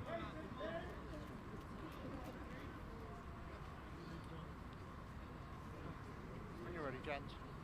Well, battling through young Ollie Day. Real persistence from perhaps their key player. Backwards! Well, it's been tapped backwards off kickoff. It does put King's College under a little bit of pressure. Chenya takes it to the line himself, of course. Went on a 90-metre run towards the end of the last time these two teams on the live stream, and battling hard to drive over the gain line and keep hold of possession. A Rebo at 9. There's a bit of space out wide. If Taunton can use it, Llandaff makes the tackle. Turnover. Oh, in case not rolling away Llandaff this time. The turnover was good, but the number 7 was obstructing the King's College Taunton attackers from supporting their ball carrier. It's been hacked through and there's a real race on here. There's plenty of Kingswood players after it, but the race could be won by King's College Taunton. Right under the post. They tap down to score.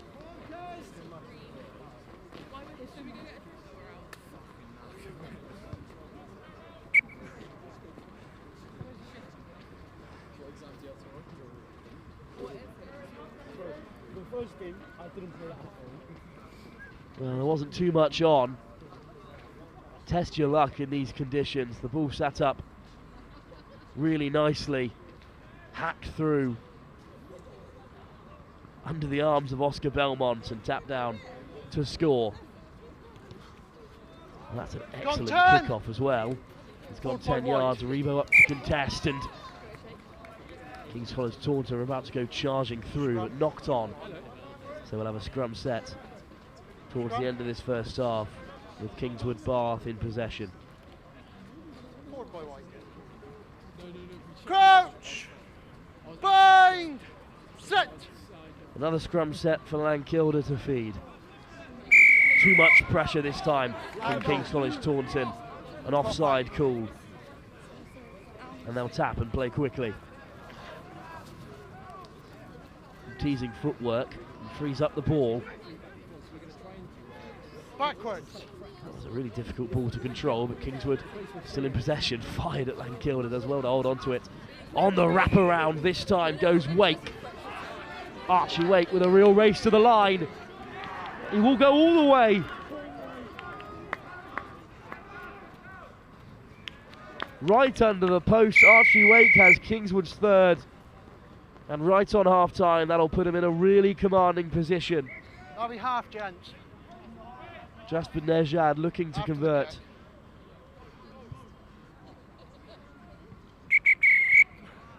(17-7) then at half-time. Kingswood go in front of King's College Taunton. Well, it's not as commanding as an advantage as it could have been. Kingswood certainly had the majority of opportunities, but they have managed to cross the white line 3 times in that first half. King's College Taunton certainly still in the game. And if they can play to the conditions like they did at times in that first half, they'll be in with a shot of making the final here at the Collegiate Sevens. Half-time in this Cup semi-final. Who will face either Collegiate School, the hosts, or Dean Close in the final? At the moment, it's looking more like Kingswood. But we'll see how King's College respond in the second half.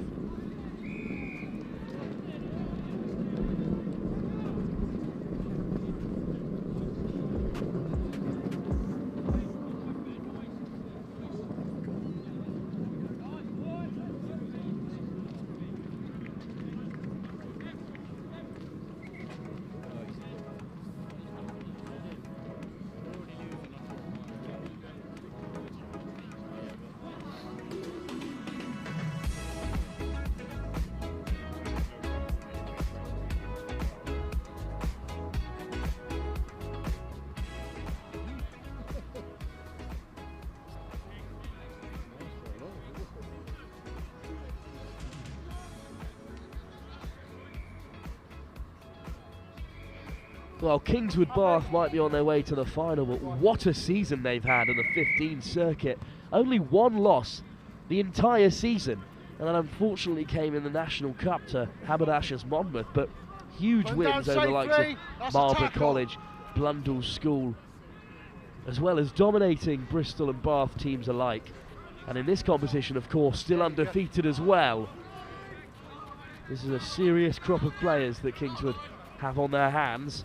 And at the moment they're doing a job on the notoriously talented King's College Taunton, and they win the penalty from the kickoff. And who else but Ollie Day once again leaving his mark on the fixture.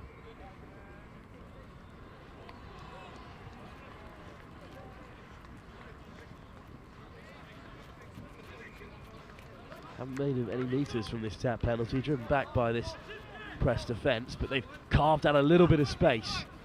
Here is Day, head down, straight to the line. Shardlow. Tackle now! That's fine. Eventually brought down.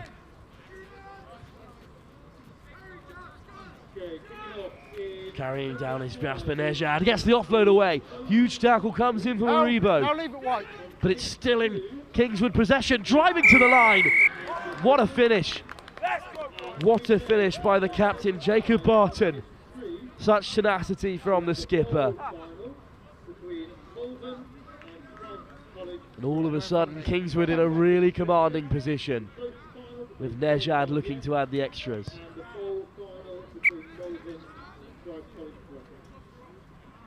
(24-7) they lead.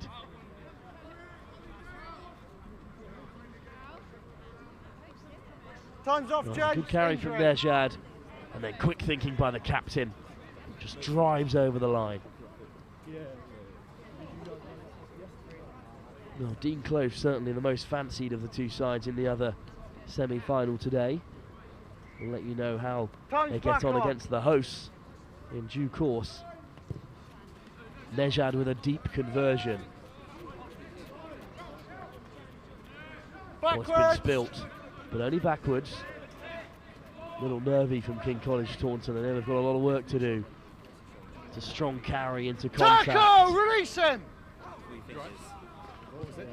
And then box kick clear. You don't see that too often. Touch the line. Unfortunately out of touch, so not the distance Quick is perhaps off. that King's College Taunton would have desired. Set piece for Kingswood.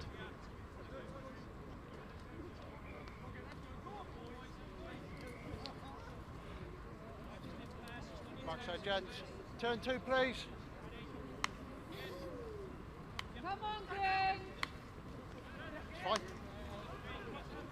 Leaving that white. Lankilder at 9. As is per for this Kingswood side. Nejad chips it through. There's not a lot of dead ball there for the ball to sit up in, unfortunately for Jasper Nejad. Scrum called. Kick dead. Scrum. White.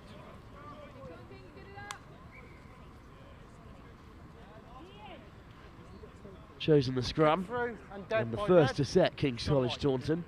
They know they must score soon. They want to Crouch, get back into this semi-final. Bind, set. Well, it's a real Fine. mess, but Taunton come away with it. Aribo taken down by Lankilder. Now leave that. Off feet, penalty. Off feet. 21.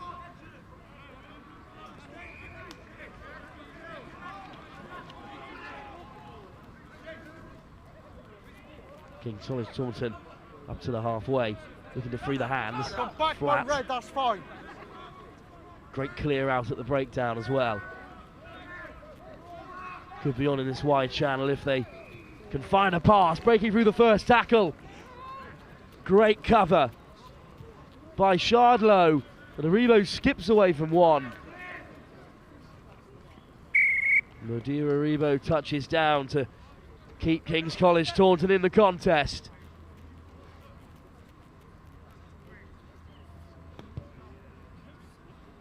The conversion always drifting right and fails to pierce the uprights.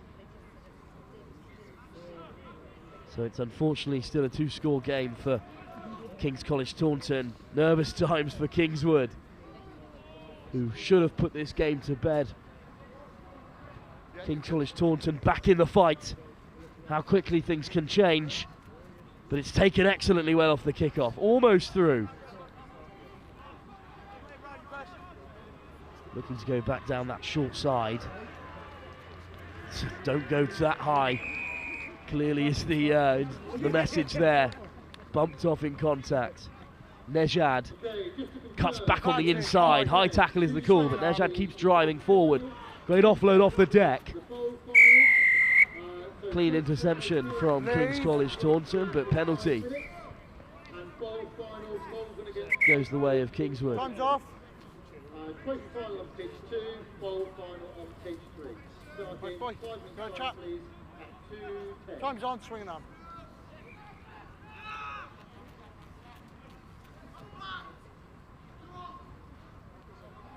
Nejad once again with the carry. Leave it, White. And killed her at 9. Looks to go himself. Tackle, Gets through the hell! first tackle. And down the short side, this time. Held up once again. Archie Wake. First receiver. Whistle goes. Time's off. With potential injury. Medics. Time is off, so about a minute to go here. Medics.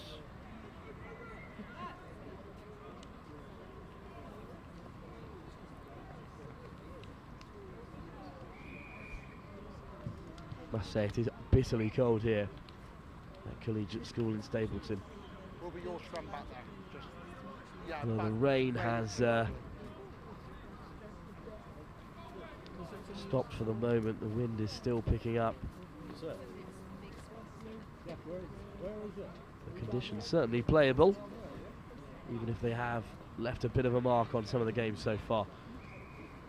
Well, this is certainly the closer of the two semi-finals. The bowl is up next, which Malvern will feature in So there's scrum, red ball back against here. one of the two Welsh sides, Llandaff or Christ College.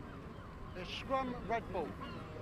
Well, it will be a Kingswood scrum following the stoppage for injury. Scrum, red ball. Not a bad result for Kingswood, Time is back on. who lead by Crouch! 12. Bind! Set! 2 scores to the good. Out of tunnel, gents. Let's get the ball in, let's get the ball out. And this will suit Kingswood to no end. The pace of the game just slowing for Crouch! the moment. Bind! Set! This time Lankilder comes away with it. Nejad. Great ferocious tackling, Leave it, and White! could be a turnover there. Good shot on the 9, no problems there for the referee. Pressure from King's College Taunton. This time they almost have the turnover, but not on the right side of the referee. So instead it will be Shardlow who plays it away. Contact wide. Leave it! Quick ball for Wake, who's already scored. An excellent try from way out on that wing. And Lake is still going. Wake tosses Back it by White. inside. Great run by Archie Wake, but Tackle now! Leave red! it's ended up in King's College Taunton possession. A try here could really shake things up, depending on how many stoppages are left. It could be last play here. But they won't mind. They'll keep driving. King's College Taunton. There could be the He's got the turnover, ball. and that could kill the game. King's College Taunton could be out of this competition. Flicked off the deck and round the corner they go. Kingswood once again. Johnson. Nejad at 9. Shardlow. Great tackle in You're midfield. held now! Lankilder put under pressure, but Wake comes away with it. Just taking the pace out of the game. There it's spilt. The knock on. That may well be the end of this semi-final. A good result for Kingswood, who were always in control of this game. King's College Taunton out at the semi-final stage of the Collegiate 7s. Kingswood into the final. A representative of Bath through to a final in Bristol.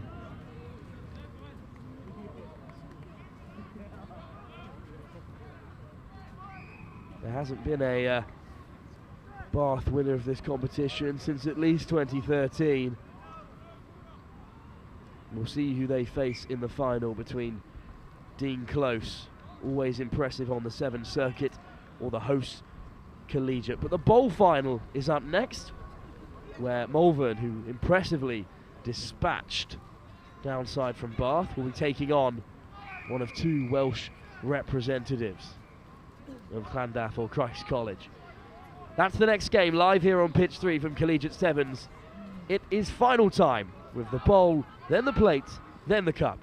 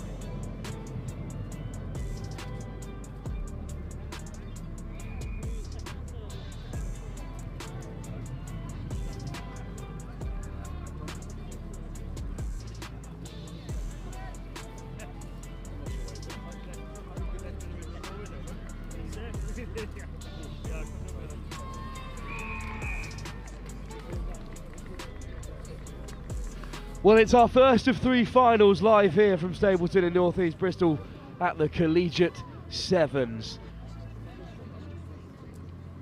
Malvern, of course, dispatched downside from Bath to make it through to the final. They feel like they could have made into the plate. Of course, crushing defeat here on the away from the live stream, the difference between them and plate rugby, but they're here in the bowl against Christ College Brecon, who came out of an all-Welsh affair to beat Llandaff in the last game.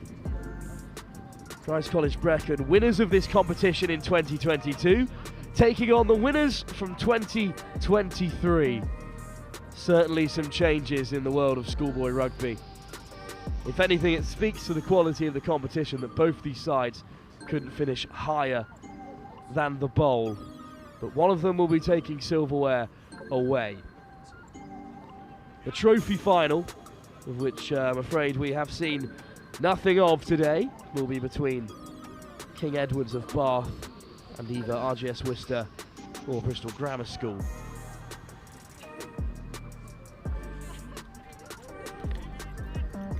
Following this, of course, we have the plate final. Both semi-finals happened away from our live stream here, but then it's the cup final, where we've seen Kingswood see off King's College Taunton, and they'll play either the host Collegiate or the fancied Dean Close.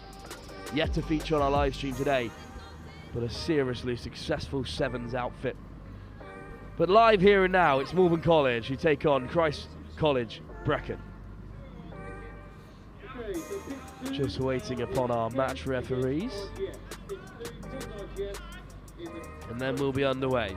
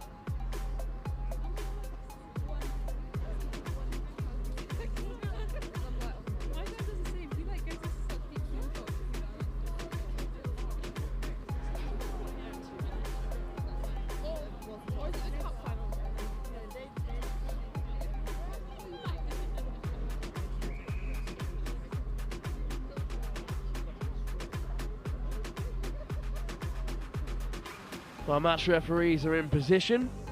So the bowl final will soon kick off between Christ College Brecon of South Wales and Malvern College. Malvern College champions last year, Christ College Brecon the year before that. Neither side qualified for the plate competition. Christ College losing out to Canford in that opening game live here on pitch 3, which we saw earlier today. They had enough to take down the Bristol Grammar School, but they lost to King's College Taunton, who of course were just knocked out in that semi-final.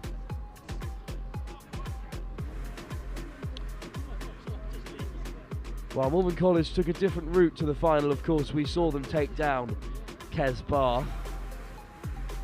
But away from the live stream, they had a tough time against Dean Close and Exeter School. Dean Close in that cup semi-final against the hosts, which we await the results of. Although Malvern College appearing on the live stream for the 3rd time today, having come through that bowl semi-final against Downside. So they've certainly had their fill of Bath side so far today. Ollie Rose leads the cheer for Malvern.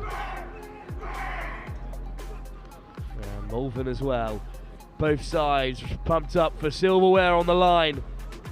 They're both used to the taste of silverware here at the Collegiate 7's.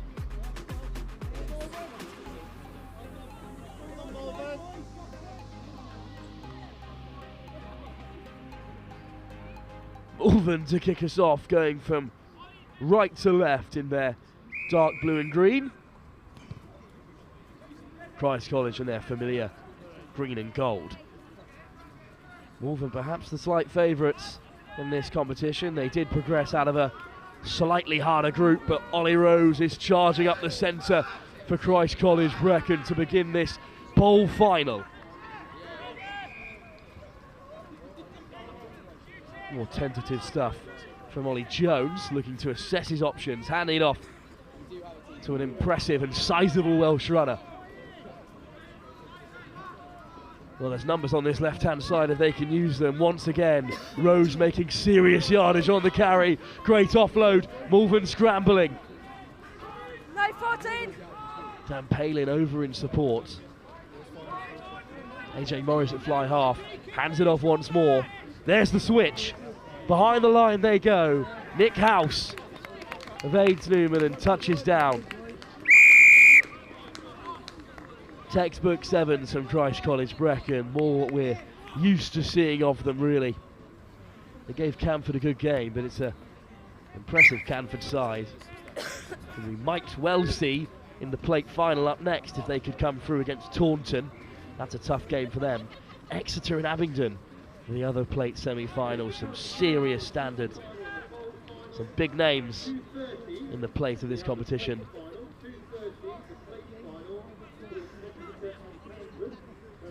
I've just heard over the line stream that our next game will in fact be Exeter School, who saw off Abingdon against Canford. We've already impressed on the live stream twice today. And suddenly Malvern on the attack. Fergus Morris hands it off. Abdullah Ahmed makes great yardage. That's a lovely take off the deck, and Malvern play round the corner. Last pass regathered. Reece Pearson applies some pressure, but a penalty. High tackle is the call.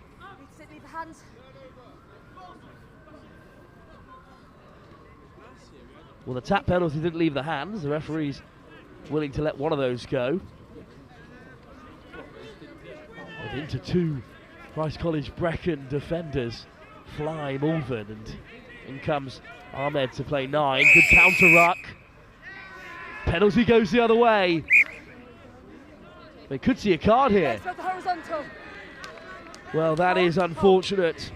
Will Clayton tenaciously clearing out a breakdown, but puts a Christ College Brecon player past the horizontal. Brecon a try up and now a man up as well. Well, it was a loose pass, but it's been flicked off the toe, and there's a race to the line. And the ball evades everyone. The world's greatest defender, the touchline, the real winner there. It'll be a 22 dropout for Malvern College. Anywhere on the 22. Malvern College playing with 6 for the next 2 minutes.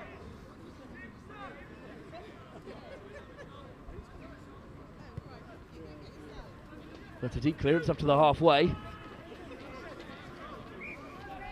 Taken by Pearson. Stepping off that left. Drawing a few defenders. Putting Jones into acres of space. And Ollie Jones has Christ College Brecon's second try. And this final could quickly be slipping away from Malvern College.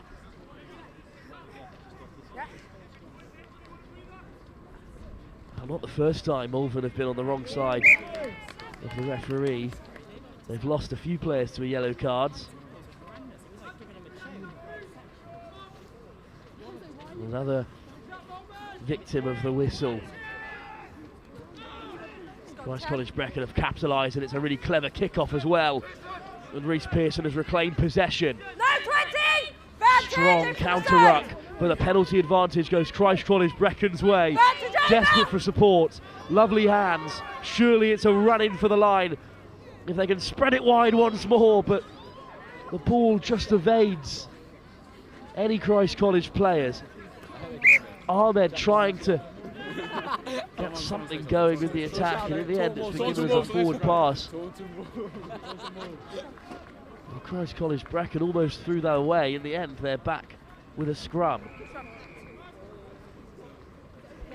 Another score here would be pretty tough to swallow for Malvern College, who have been second best in this final so far. Unlucky to receive that yellow card so early in the game. Perhaps they've painted the wrong picture with the officials today. Bind. Christ College Brecon would love to take some silverware away from this competition that they've had so much success in before. That's a really messy breakdown. And in the end we'll have a reset. Not exactly where any 7 side wants to get bogged down, but perhaps Christ College Brecon won't mind. 14 points up, and neither will Malvern as they wait to be restored to a full complement of players. Crouch. Bind. Set. Once again the scrum's loose, so Christ College Brecon can dart down the left-hand side. Lovely offload, surely a try. Held up is the call. Taken back. Right, taken over, no goal line dropout. Right, scrum 5. Well, scrum 5 is the call. Right. No goal line dropouts in the game of 7s.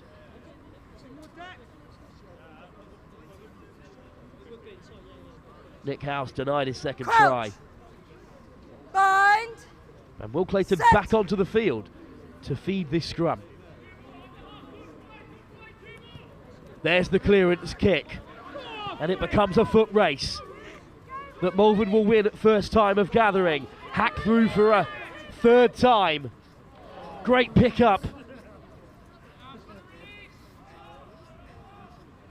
And Malvern College still with possession. Excellent counter-ruck. Hutton into contact, but the ball's been knocked on. Driven into touch. But great territory for Malvern College. Knocked on first. Scrum. Well, we're right in the dying embers of the first half. Malvern College could really do with taking something away from this first 7 minutes. They trail by 14.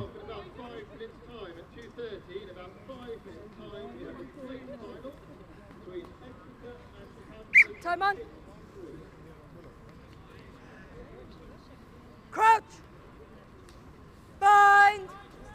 Set. Time's your own, 22. Once again, it's a complicated scrum. And this time, Christ College Brecon put boot to ball. It's across field. Excellently gathered. Knock on. Oh, just knocks on. Top work from Abdullah Ahmed.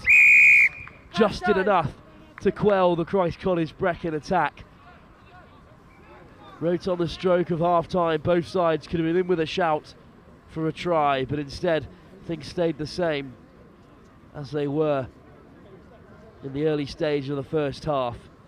Christ College Brecon capitalised right at the very beginning of the game, and then off another Malvern College yellow card, once again victims of their own ill discipline. At half-time, Christ College Brecon lead by 14 points to nil. 2 tries unanswered. Malvern College look to get their way back into this bowl final.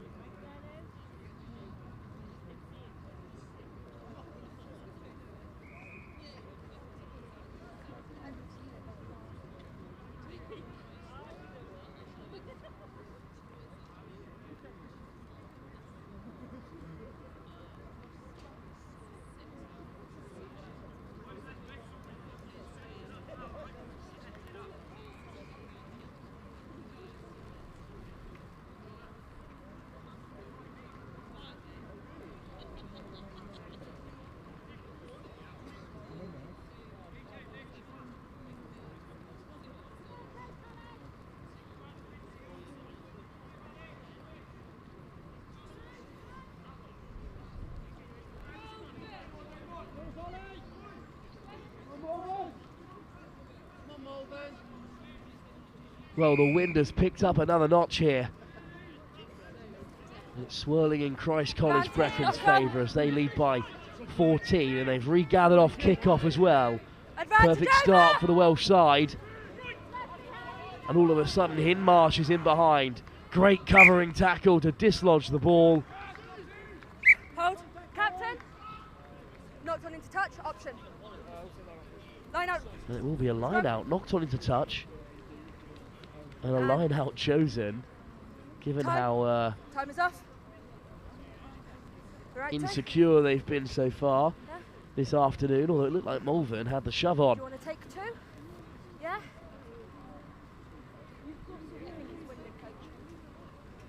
Just a slight pause while a Christ College Brecon player is assessed.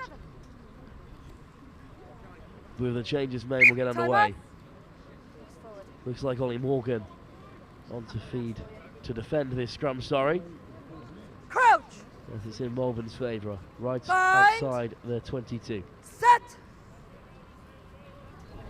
Well, Christ College Brecon get the shove on and turn it over straight away. Maybe they should have opted for that line out that they originally had on offer.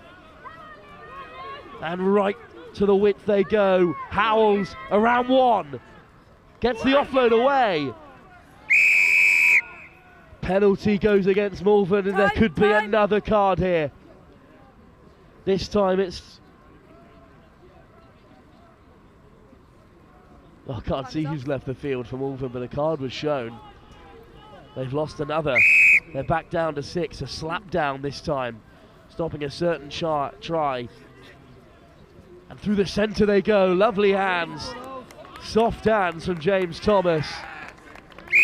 Allows Christ College Brecon to saunter in for a third. Not for the first or the second time today, Malvern College victims of their ill discipline. They've lost another to the bin, and they've had another try scored against them. Lovely soft hands, as said, from James Thomas. And Ollie Rose clatters under the post. Well, one more score would certainly take this game beyond Malvern College. Good, well taken by Ahmed. Picked off, interception in midfield, and that'll settle it.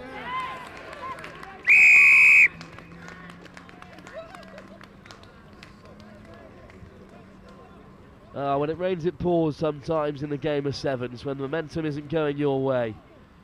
Lewis Howes will look to add the extras, but early in this second half, the game might just be beyond Malvern College.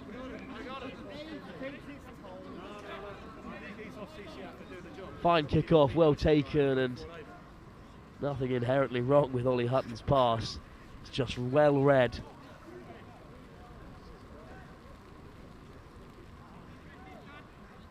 By Lewis Howes. Dan Palin to take the kick-off. Once again, they look to go deep into Malvern's 22. And this time it's been sliced through by Hutton. Palin's back to cover. Forced to put the ball into touch. Not a bad option from Dan Palin. Okay. Defence is there. Yeah.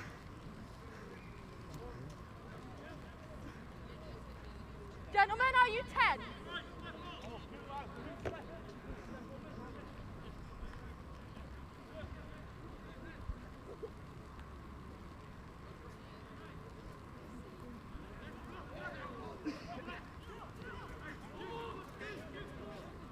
Well, Malvern on the attack. Wrapped up by Christ College Brecon.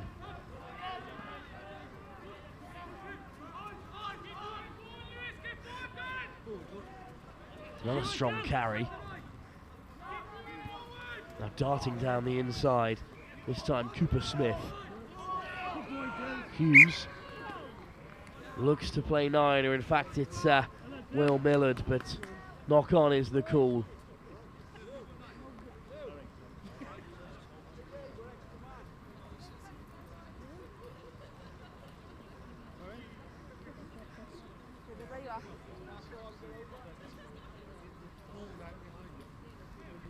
Crouch! Scrum then. Bind! Christ College Brecon. Set! To be fed by Dylan James. It's a bit messy at the set piece, and it's tenacious defending from Malvern. Second go! But it has come the way of the South Welsh side. Good line speed from Malvern, but weathering the tackles well. An excellent carry. James. Hands first! Nothing Or coming, Thomas. high tackle. James Thomas it is. Who was carrying hard at number 7. But a high tackle is the original call. Look to the side. Look to the side, make sure you're 10. Pick for touch by all means. Well, it's clipped forward by Christ College Brecon. It won't find touch. Back comes Clayton for Malvern College. Millard looks to go himself. Brought down. Bit of space perhaps on the far left-hand side for Malvern. Carried through the centre but offloaded well. Ball forward from Hutton, but forward pass is the call. And after a very long day of rugby sevens, in which Malvern College have featured 3 times on our live stream, performed admirably in each. This final just a step too far for them. Christ College Brecon just brought a little more to the beginnings of this game, and they capitalised on Malvern College's errors, including 2 yellow cards. Silverware returns to Christ College Brecon for the first time since 2022, when they were the champions of the Collegiate Sevens. Just the bowl this time, but silverware is silverware in a long sevens season. Malvern College will leave empty-handed, the former champions of last season, unable to bring more silverware back to Malvern. After a long and difficult day of rugby sevens for both these sides, including many ups and downs, Christ College Brecon take the victory. And we look ahead to the plate final, where Exeter will take on Canford, who once again feature for the 3rd time today.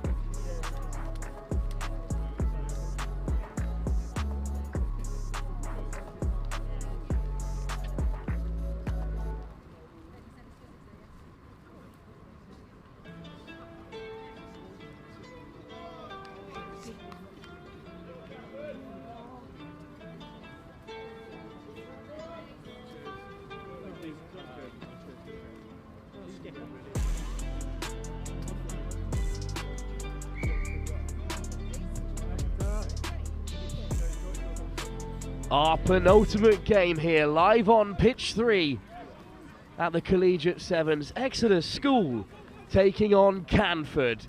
You'll be familiar with Canford if you've been following our live stream today. But it's Exeter School who look to start the brightest here.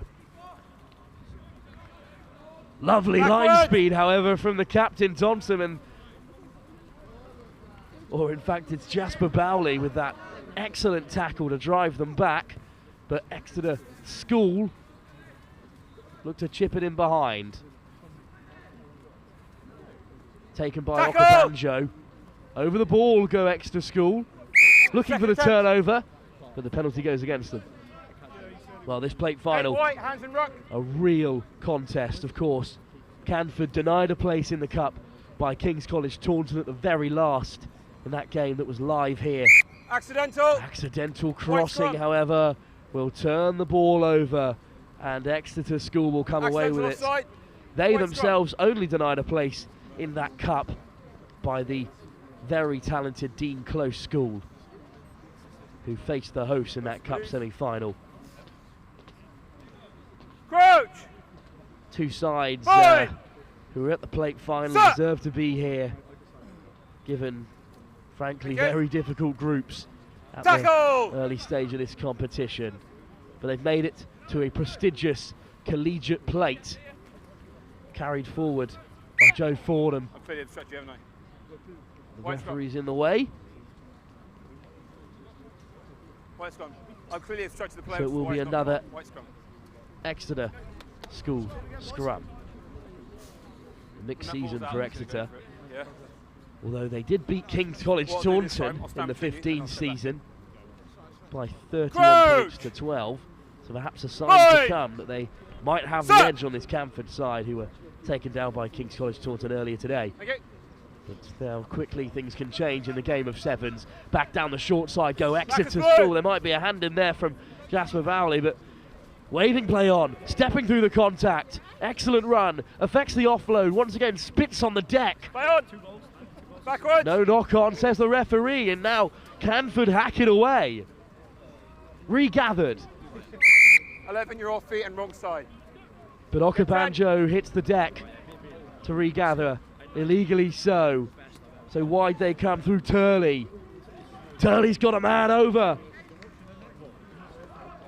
And Exeter School will take the first points of this plate final. Canford thought they might have turned it over, but Exeter School won the penalty and clinically finished it off. Their second visit to Canford's 22 bears some fruit. They lead by 5.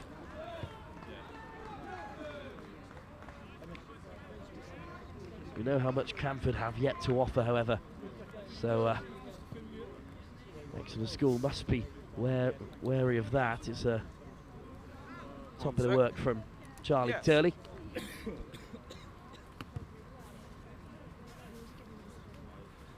Picked out of the air, however, this time by Ed Timberlake.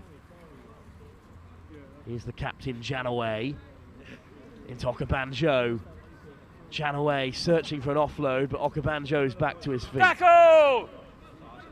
Tackled this time just shy of halfway. There's an offside by Exeter School. Okabanjo plays 9. Penalty advantage. Draw and give, and Motsy could have been away, but he put it down just as the advantage was over. So unfortunate. Exeter School will have the set piece.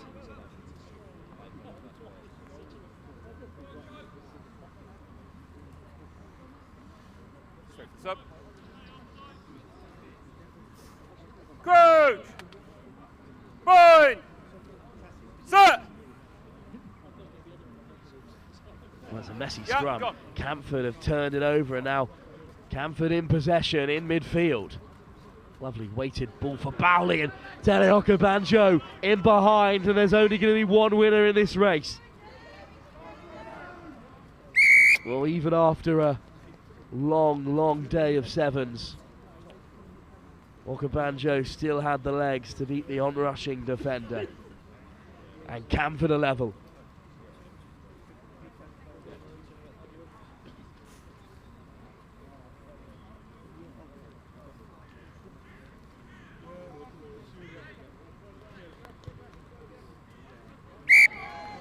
A great conversion as well to put Canford ahead by 2. Turnover at the scrum. So rare in the game of sevens. That's a lovely ball. Inches away from an intercept, but instead Okabanjo races away, and that really can be the difference at this level. Well, Motzi puts the tackle in right off kick-off. But Exeter School come away with it. Great line speed. What a shot that is. Knock on in tackle. Bowley's put Exeter School on the back foot. Nothing's coming. Going backwards. Knock on the tackle.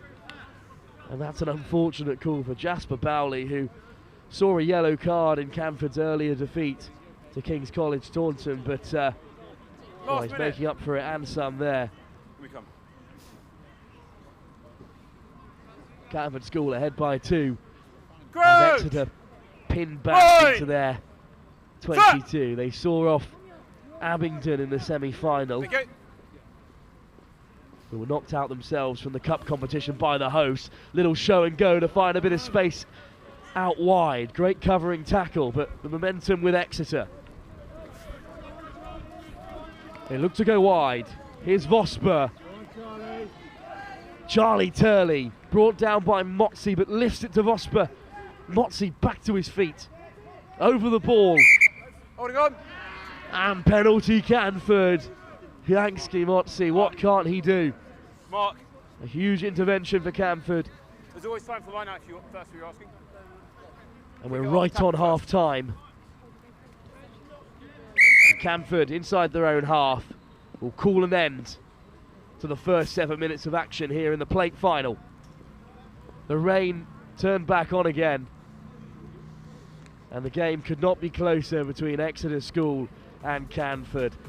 Canford lead by just 2 points going into half time, all to play for in the second half. Live here with Next Gen at the Collegiate Sevens in our penultimate game, the plate final.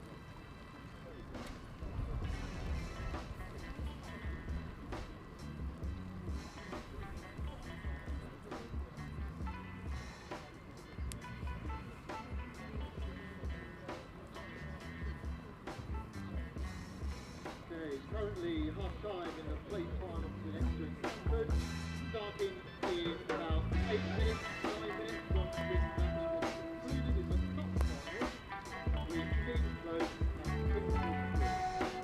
Both Kingswood School came off the cup competition immediately after the second half of this plate final.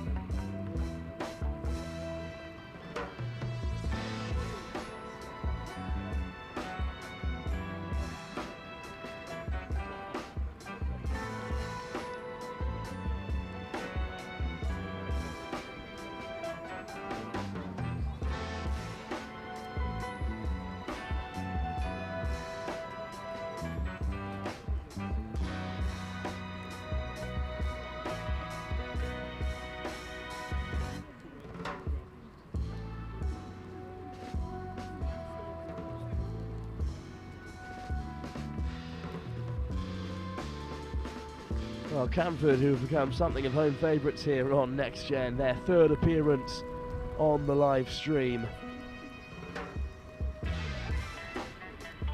We've seen a loss and a victory for them so far today. And they're chasing one more in the plate final against Exeter School. Short kick-off, excellently gathered in tough conditions. The rain continuing to pour, but Turley look to go down the short side. Instead they recycle. Here's the captain, Ollie Batson, breaking through the first contact and then hammered downfield. And there's certainly a race on here. Couldn't be gathered cleanly by Canford. It's grappled upon by Exeter, who have made great territory here. Batson goes wide. One more ball. Turley looks to flick it around the corner. All backwards. But a knock on there by Exeter.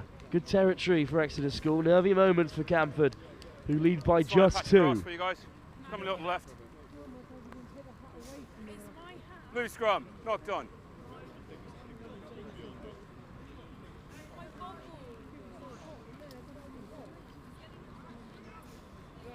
Ball's here. Scrum then. Crouch! Bind! Set! Canford Strike, with the thank you. feed, and they will come away with it. Looking to break out of their 22. Well, it's been kicked on, improvised by Worcester, and it will not work out for them. Play on! And a quick line out as well by Exeter School. What an offload by Batson out the back, and now they chip for the corner. Knocked on by Exeter. The conditions wreaking havoc here. A couple of loose balls put Canford in a whole world of trouble. In the end, they regathered defensively and forced an error, and we're back where we started. Worcester is lucky to get away with one there. Had a really good day, Johnny Worcester. Fine. Set. We'll have another scrum feed. Thank you. And this time they go down the short side. Oh, it's a strong carry. Canford runners keen to take on all comers. Counter up by Exeter. But Canford do come away with it. Batson, the captain, battling with his opposite man, looking to turn it over on the floor as well. Darting down the short side, Batson up to make the tackle, but he's unfortunately offside.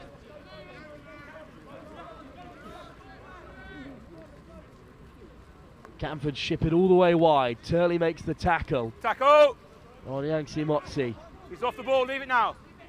He's off the ball, leave it now.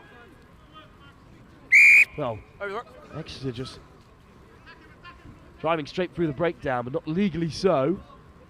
So Canford tap and go, and the no-look pass, searching for Motsi. Straight into touch. Exeter wastes no time in getting things back underway. Breaking through the contact, hint of a high tackle there. Quick ball for Exeter. Turley, his quick feet. Chip through, but there's no one on the chase, so it should be regathered by Canford, and is. Up gets Ashby Rudd and drives on. Exeter looking for the turnover, but off feet is the call. And Canford escape for now. Sub, leave the ball on the floor then, please. Sub blue. Couple of changes for Canford. Just 4 minutes to go in this final. Who's on his off? On comes Alex Vosper for Exeter College. Pelioka Banjo and the captain Janaway both rejoining the fray. Let's go. Big players for the big moments here. Canford with the plate in their sights. They lead by just 2, but they're camped in their 22. But they're through the contact and they're in behind. Chip through, looking to escape. Regathered by Exeter. A crucial intervention to keep hold of that. In goes Canford on the counter ruck. Possession still with Exeter. Spilt at first receiver, and Canford have knock-on advantage to play with. Worcester, where's the tackle? Draw and give. Jasper Bowley goes himself, puts in the fend, and Bowley will score. Thank you. Well, if anyone deserves a try in this Canford side, it is young Jasper Bowley, who's been everywhere in defence. This side, please. And he has a try in the plate final, in the most important of circumstances for Canford today, as they extend their advantage with Ed Timberlake looking to add the extras from right under the post.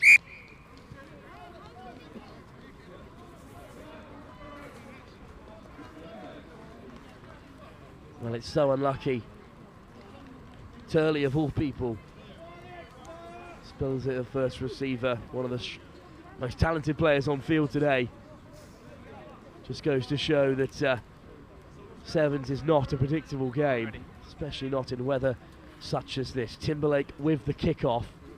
This time it's safely taken by Exeter.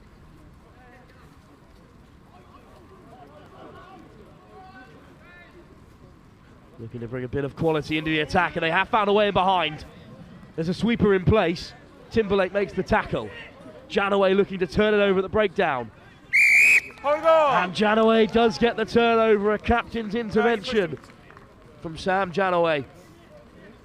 Not if you push him into the ball. First penalty, release. Also with the tap. Timberlake. Well, they go back down the short side. They've got Okabanjo waiting. Tele Okabanjo with one to beat. Skips around him on the outside, still driving to the line. Okabanjo just paused, searching for an offload, and is instead driven into touch. Tele Okabanjo just needed to get his head down. Was searching for support, but not even anyone on the Canford team can keep up with him. Blue, here. Will Canford come to rue that missed opportunity? We'll wait and see with under a minute to go in this plate final.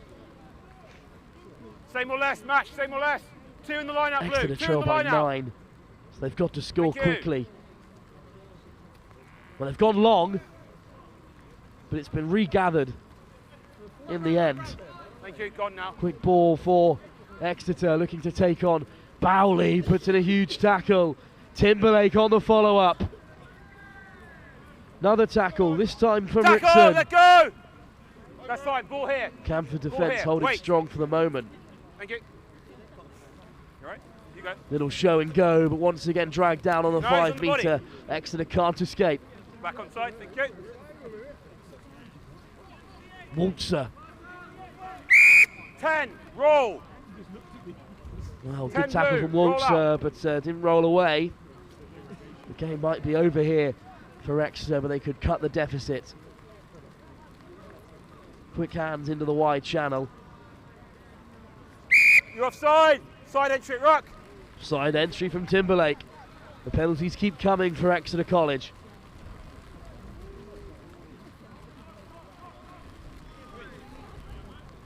This the very last bit of hard work for either side. Exeter retain possession.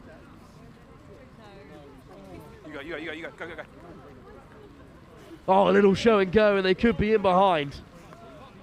Great tackle. Batson goes flying through. Out. The captain's back to his feet, and he will score.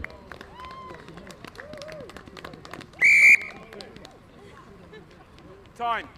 Well, it won't be enough. Time. Just one conversion in it between Canford and Exeter. Give me a sec to breathe. But it is a Canford victory. 7, yeah, 1 by the conversion. Say again? Two beleaguered sides, but sorry, I catch my breath. Chasing after you at the end. Well done. the victory does go Canford's way as the referee lets the players know that there was just one conversion in it. A thrilling final. But up next, it's the final. The host, Collegiate, will not be making an appearance as Dean Close will be taking on Kingswood in that final. Up next, live here on pitch 3 at the Collegiate 7.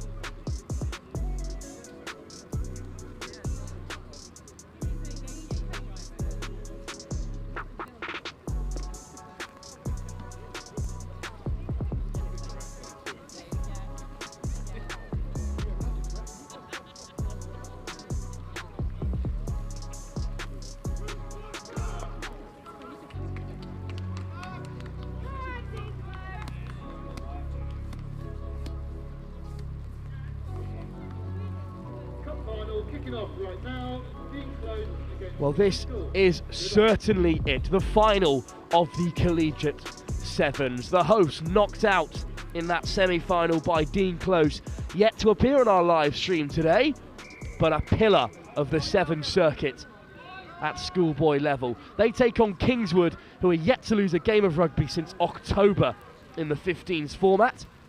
Let's see if they can finish undefeated today. It's Kingswood in the black and red, playing from right to left, while it's Dean Close in the maroon and blue, playing from left to right. And on the turn, Kingswood come away with possession, lifted in the air but offloaded by Ollie Day, their key man.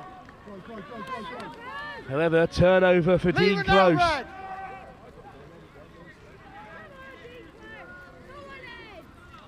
Well, they might look to go wide here, but only touch is found in the end. Well, this could be a nervous encounter. Dean Close of Cheltenham up against Kingswood of Bath. Dean Close had an excellent season themselves, losing just twice to Haberdashers Monmouth and Thomas Rich's school. Beat the likes of Cathedral School, Llandaff and Christ College on their way, both here today, but it's Kingswood on the attack.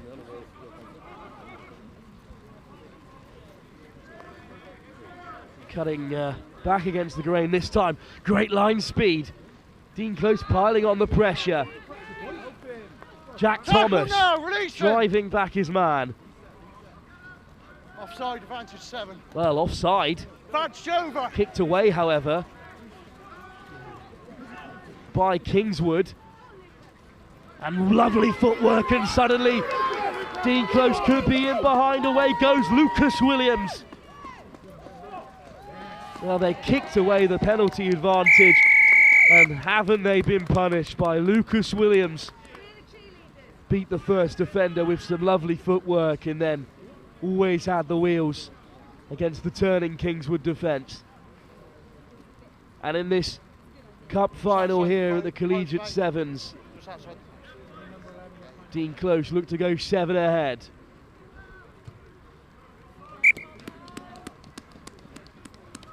Hobson adds the extras, and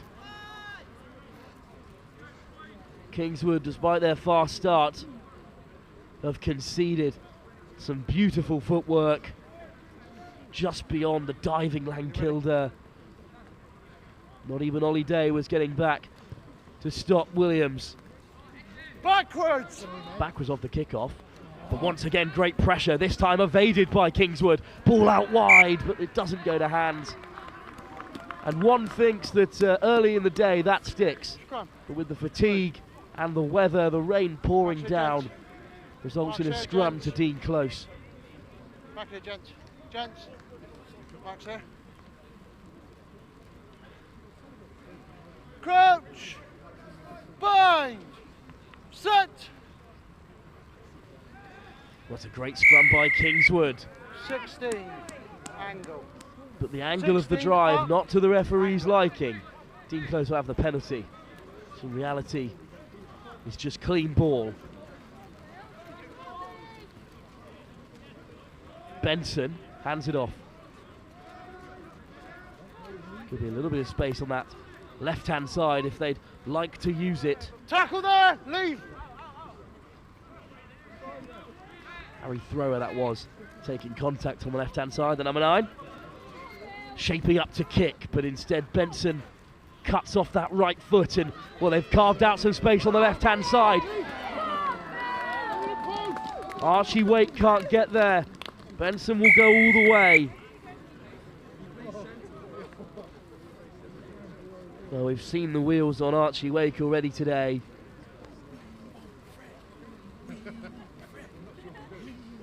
But he didn't have enough left in the tank to chop down Billy Benson, who scores Dean Close's second. And as Kingswood huddled together, something needs to change.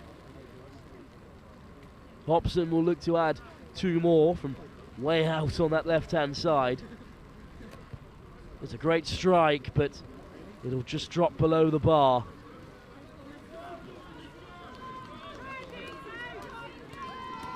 but they're 12 to the good already. Dean Close. This is just good footwork.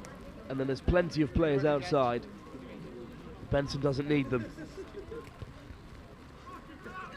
A short kickoff, excellently regathered by Kingswood. Under, as we said, testing conditions, but the ball is out. A huge clear out. Dean Close dive upon it and put to the toe. The pace of that attack, so threatening. Leave now, Blue! Dean Close are off their feet. They're forced to leave it as Kingswood pick and go, looking to break away from their 5-metre wake. Once again, great line speed, this time from Hobson. Still in possession, but now behind their try line. Forced to clear, charge down. It falls kindly to a Kingswood player, but they've turned it over at the breakdown. Leave it, Blue. Kingswood just smothered by Dean Close. Hobson now, all the way wide. Just spilt at the very last. Bettis fired the pass through, but it was just behind that final player. Opportunity missed, but Kingswood are certainly not out of the woods yet. Time is off, gents, laces.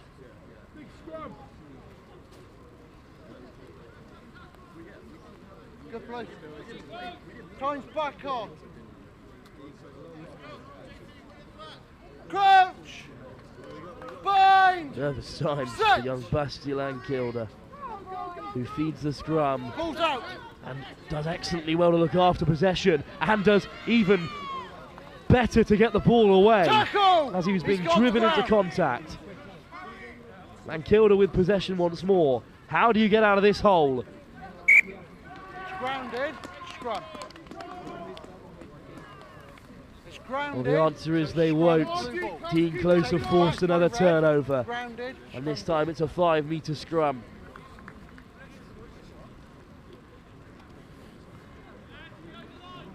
Creeping ever closer to the end of this first half, and Dean Close could have another. Crouch! Bind! Sit!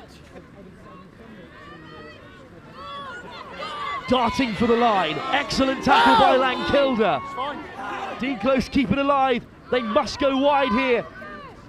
Cutting back against the grain. Still driving on is Hobson. Let the ball play. The ball is available. Pick and go. Try scored.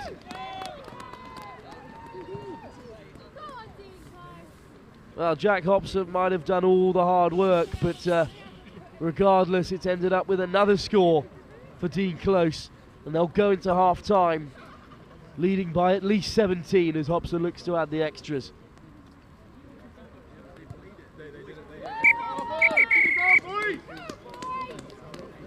Well, Kingswood have a mountain to climb in this second half as they trail by 19 going into the break.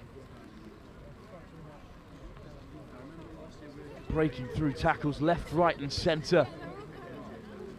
What a run that is.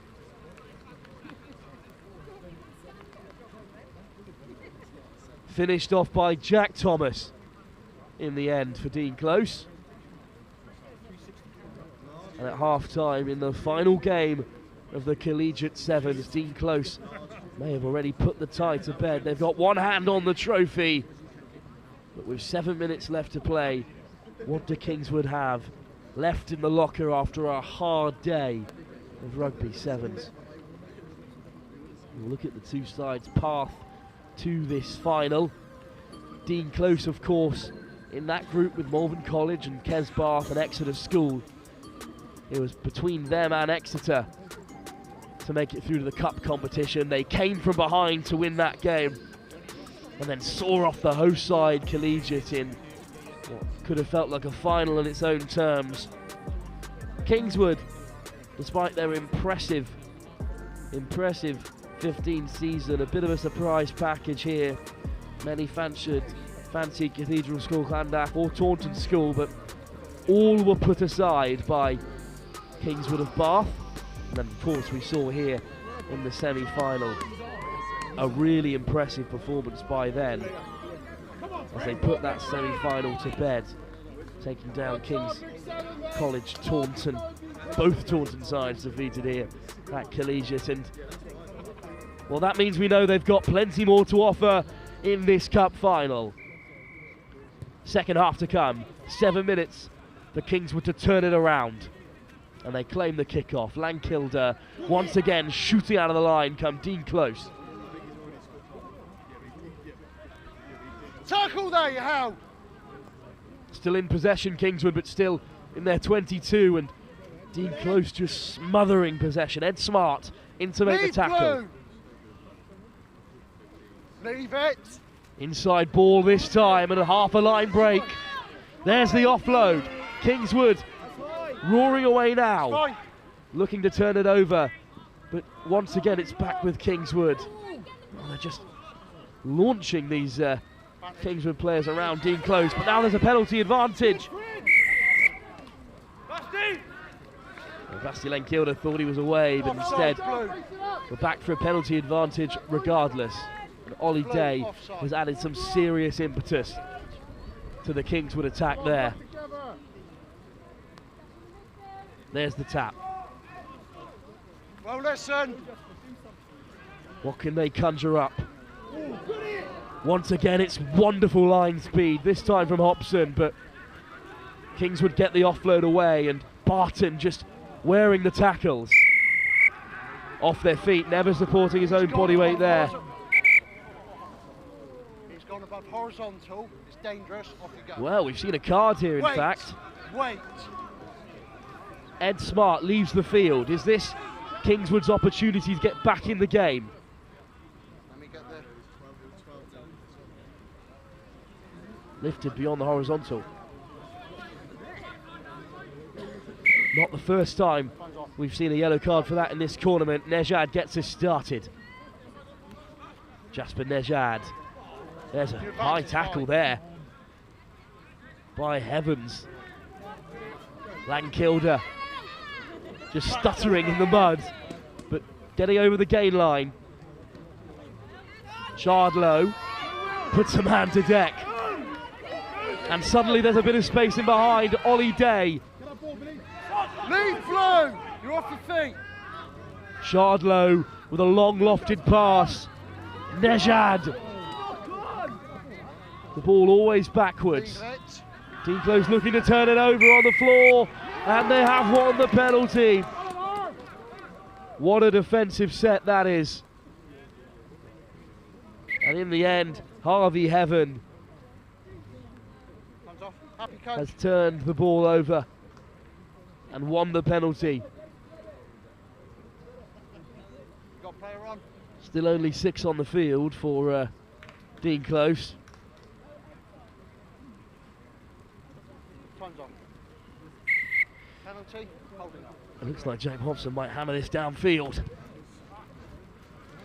Well, it's a swirling kick, but it won't find touch, but it will bury Kingswood back into their 22. Running against 6 players, of course. Chardlow. Picked and go, Ollie Day up to halfway. Frees up the hands. Big tackles coming in from Dean Close. Nejad wide. Cutting back in field this time is Johnson. Good clear out. And still coming Kingswood, but tackle. The physicality of Dean Close. Leave. Leave it, Blue. Let the ball come. You're off your feet. Never willing to let any cause die. This Dean Close 7 side. Once again piling into the breakdown. Every ruck an opportunity for them, it seems. Lovely footwork to get in behind. Llandaff dragged down by Ogden Matherall, but there's the offload. Kingswood back on the score sheet. A crucial try from Will Chardlow. And we have a game on here. Quick conversion to add the extras. 19-7. Time is off with about 3 minutes to play in this cup final. In traditional conditions, we'll call them. That's a lovely work to free up the hands. Llandaff with a perfectly timed offload. In goes Chardlow.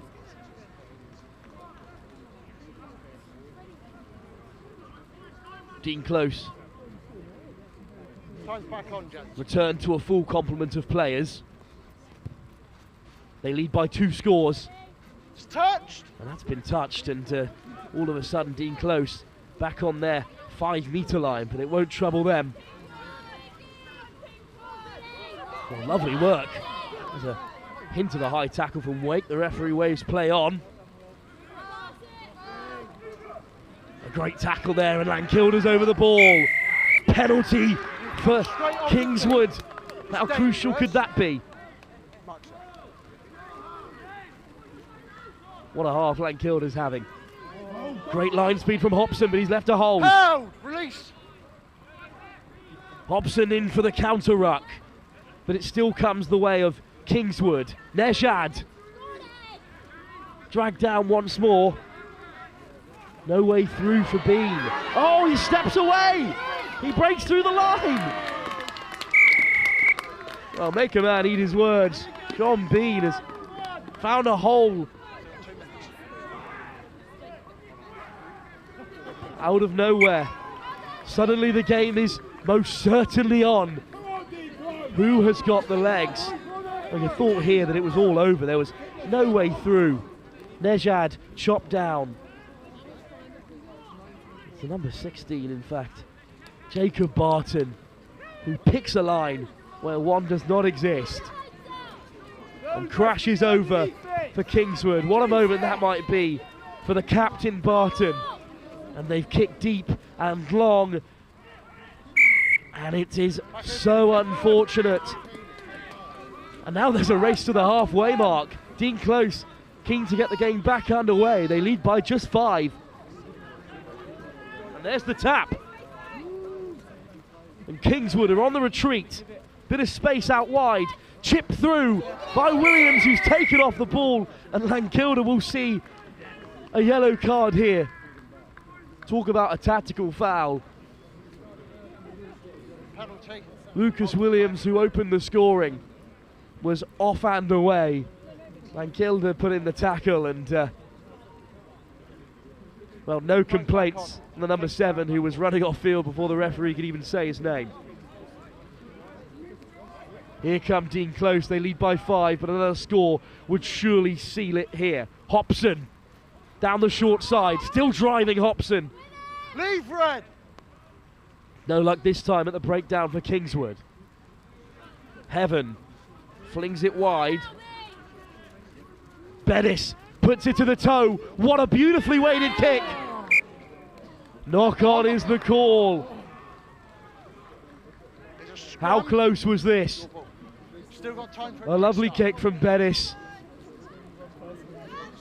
And it is millimetres away from being under the control of Dean Close. But instead, Kingswood, who will need to go coast to coast with 6 players here to turn this cup final around. What a moment this would be. Dean Close with a player in the backfield. They know they've got a man advantage in defence. Set. Counter drive by Dean Close. Penalty goes against them.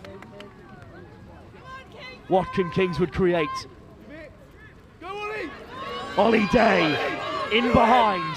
Williams. What a tackle that is. But the ball is popped off the deck. And Belmont will take it forward. Kingswood had to commit a few to that breakdown. Williams makes the tackle. Day's on the outside. Does he have the legs? Ollie Day, will he go all the way? Will Kingswood win this game? They'll got down to equalise with the kick to come. Can you believe it? The 6 men of Kingswood have come from 19 down to level the score 2 minutes into overtime. What a score. Ollie Day, with the very last of his waning fire, has driven Kingswood over the line. What a score. With the kick to come as well. The kick has to go over to end the game. Ollie Day, 19 apiece to add his own extras. That is full, however it is a draw.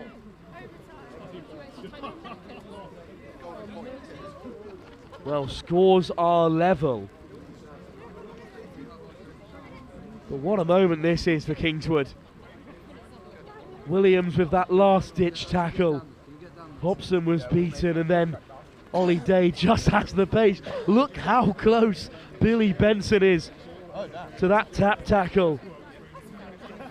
But Ollie Day has the legs. Kingswood's star of the day.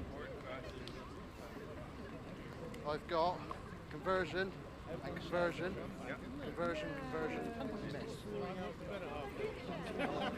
Which means we end with a draw here in this cup final.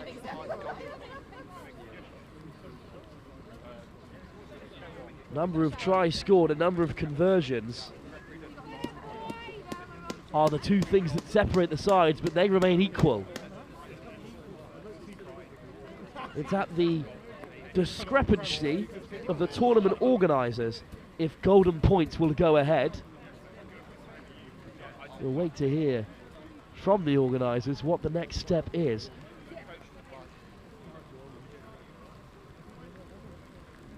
Yeah. Well, as soon as we know, you will know, ladies and gentlemen, watching at home. Drew on tries and conversions, okay? So it's going to be rock, paper, scissors, and it's going to be golden point. First point on the board is game over. Happy? Well, you heard that from the referee. We are heading into golden point. They will rock, paper, scissors as per to decide who kicks off and who takes which end. But the first points on the board of any format will end this cup final. 19 apiece with a last-minute winner by Ollie Day, who unfortunately missed his conversion to the left of the upright. Blue, which end would you like? And it will be Kingswood to receive. Dean Close to take the left-hand end with the wind at their backs. Card has still got 1 minute. And would you believe it, there's still 1 minute on the yellow card. Dean Close will head into this golden point extra time period with a player up on Kingswood. Regardless, it'll be Ollie Day 1 minute on the bench still. to kick off. 1 minute. Okay, very exciting situation in the final of the cup competition. We're going to play golden point. Whoever scores first wins. Blue. Could there be a more dramatic end to the Colston Sevens, to the Collegiate Sevens? Have you seen a more dramatic end to a tournament this season? Hooked high and taken cleanly by heaven. Tackle! Dean Release Close him, man. with possession on the 22 and a man up on Kingswood. 1 minute left on Basti Lankild's yellow card, which stopped a certain try. Wide they go. Chipped in behind. Ollie Day regathers. And Ollie Day breaks away from two. Offload. No offside, there's no breakdown. Kingswood play with ball in hand. Crucial possession. Day brought down by Hobson. Leave it! Penalty will go the way of Kingswood. The referee yelled lead it, but Jack Hobson would not be denied. Yes. Basti Lankild re-enters the fray. We're 7-on-7 once again. Man down. Possession is Kingswood's. Happy? They haven't lost a game of rugby in 15 since October. Undefeated today against Dean Close, stalwarts of the Sevens circuit.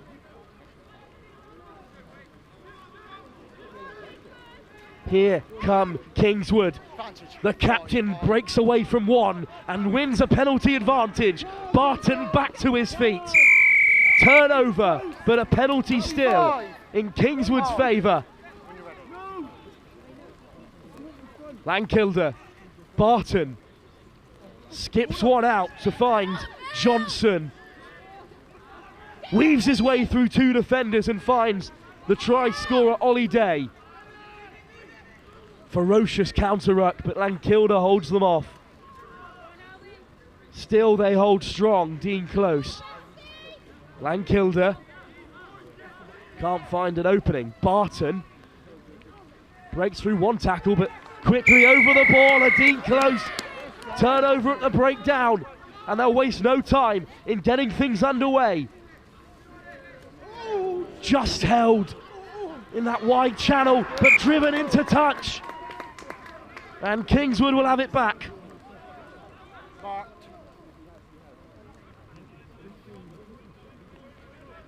On a knife edge, the Collegiate 7's final. Golden point, a reminder here. The next score will do it.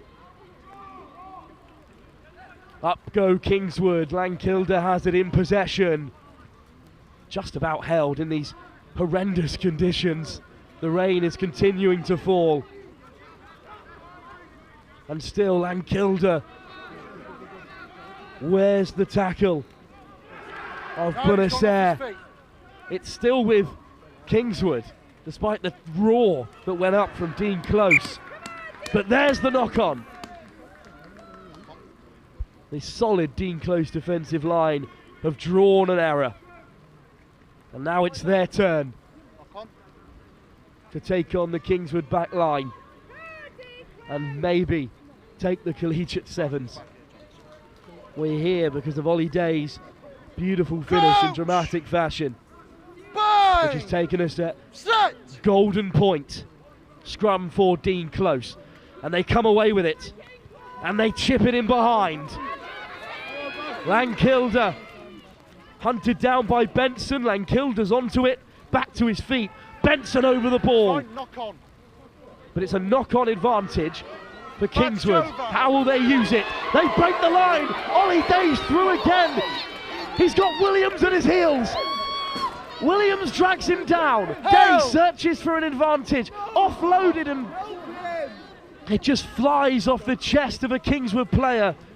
So back come Dean Close. And Bunaser carried contact. Wide they go. Wake looks to put in the tap tackle.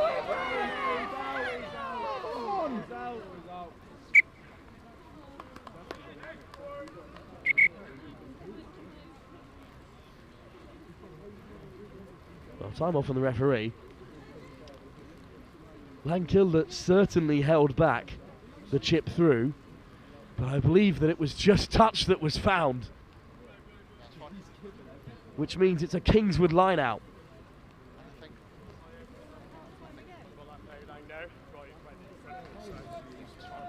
Can anything separate these two sides? The best in the business here at Collegiate today. Dean Close, who defeated the hosts against Kingswood in their emphatic season. This could be the pinnacle of an excellent campaign so far. Llandaff with the throw. Unhappy with where Dean Close have positioned themselves. And Dean Close have stolen it. Leave it, Black. Down the left-hand side they go. Carried by Bunaser. Lofted in field. Where's the space? Is it wide? Out the back goes Benson. Benson for the corner. Benson will take the game for Dean Close. Billy Benson, the scorer of their second, is the scorer of their winning try. And despite a brave and inspired fight back from Kingswood, Dean Close weathered the storm in extra time. They defended for all of extra time. But when the opportunity came, Dean Close snaffled it up. Billy Benson with the winner. Final score 24-19. Dean Close winning in extra time. And that'll bring an end to a wonderful day of sevens rugby here in Bristol. What a show that Collegiate have put on for us here. And what a final that Collegiate have hosted. Well, Billy Benson, with 2 tries in the final, won't take the shine off an emphatic performance from Ollie Day. The best player here in Bristol today. But this was the winner. Simple textbook 7s, draw and give. Nejad was drawn in, and then Benson just had the legs. What a moment. Okay, ladies and gentlemen, boys and girls, do come up to the Gilbert tent, please. We'll get our presentation started before we get too much pressure. Presentation in 1 minute.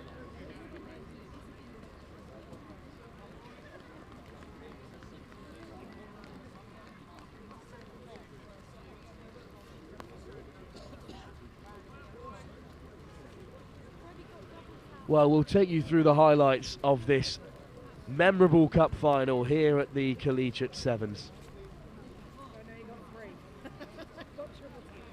What a start it was for Dean Close. This a beautiful finish from Lucas Williams.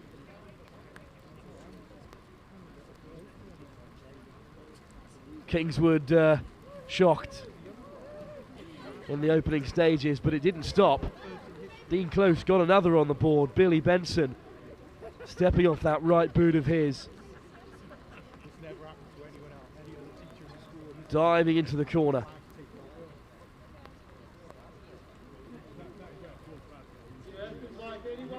And before half time, wouldn't you know it, Dean Close got a third. Hobson made all the yardage, finished off by Jack Thomas, the captain. 19-0 down at half-time. You thought that could be it, but didn't Kingswood come back with a vengeance? They steadily built in the opening stages of that second half, but as the rain fell, what a step and what an offload. And here's another, perfectly timed from Lankilder to put Shardlow away. And suddenly we had a game on our hands. You need your captain in big moments like this. And didn't Jacob Barton deliver? Out of nowhere, stepped one, beat another. Through a shut door, Jacob Barton stepped his way through cleanly. And then final play. What more can you ask of Ollie Day? An exquisite 7s player. And in the big moments, you back Ollie Day to make all the yards here. Momentum swinging Kingswood's way then. But Dean Close weathered a storm just as the rain fell. And eventually, they needed but one opportunity on the turnover. Benson with his second got on the outside of Kingswood and put the game to bed. Cup final victory then for Dean Close, who you couldn't argue weren't the best side today. An excellent performance and an excellent day of 7s. That wraps up all of our coverage here from Collegiate School. And we'll be back live on Next Gen very shortly as the 7 season progresses and hopefully the weather improves. But regardless, an excellent day of 7s and a taster for what is to come in a packed schedule. I've been Wilfred Kemsley, live with Next Gen here at the Collegiate 7s. We'll be back live very shortly. Goodbye.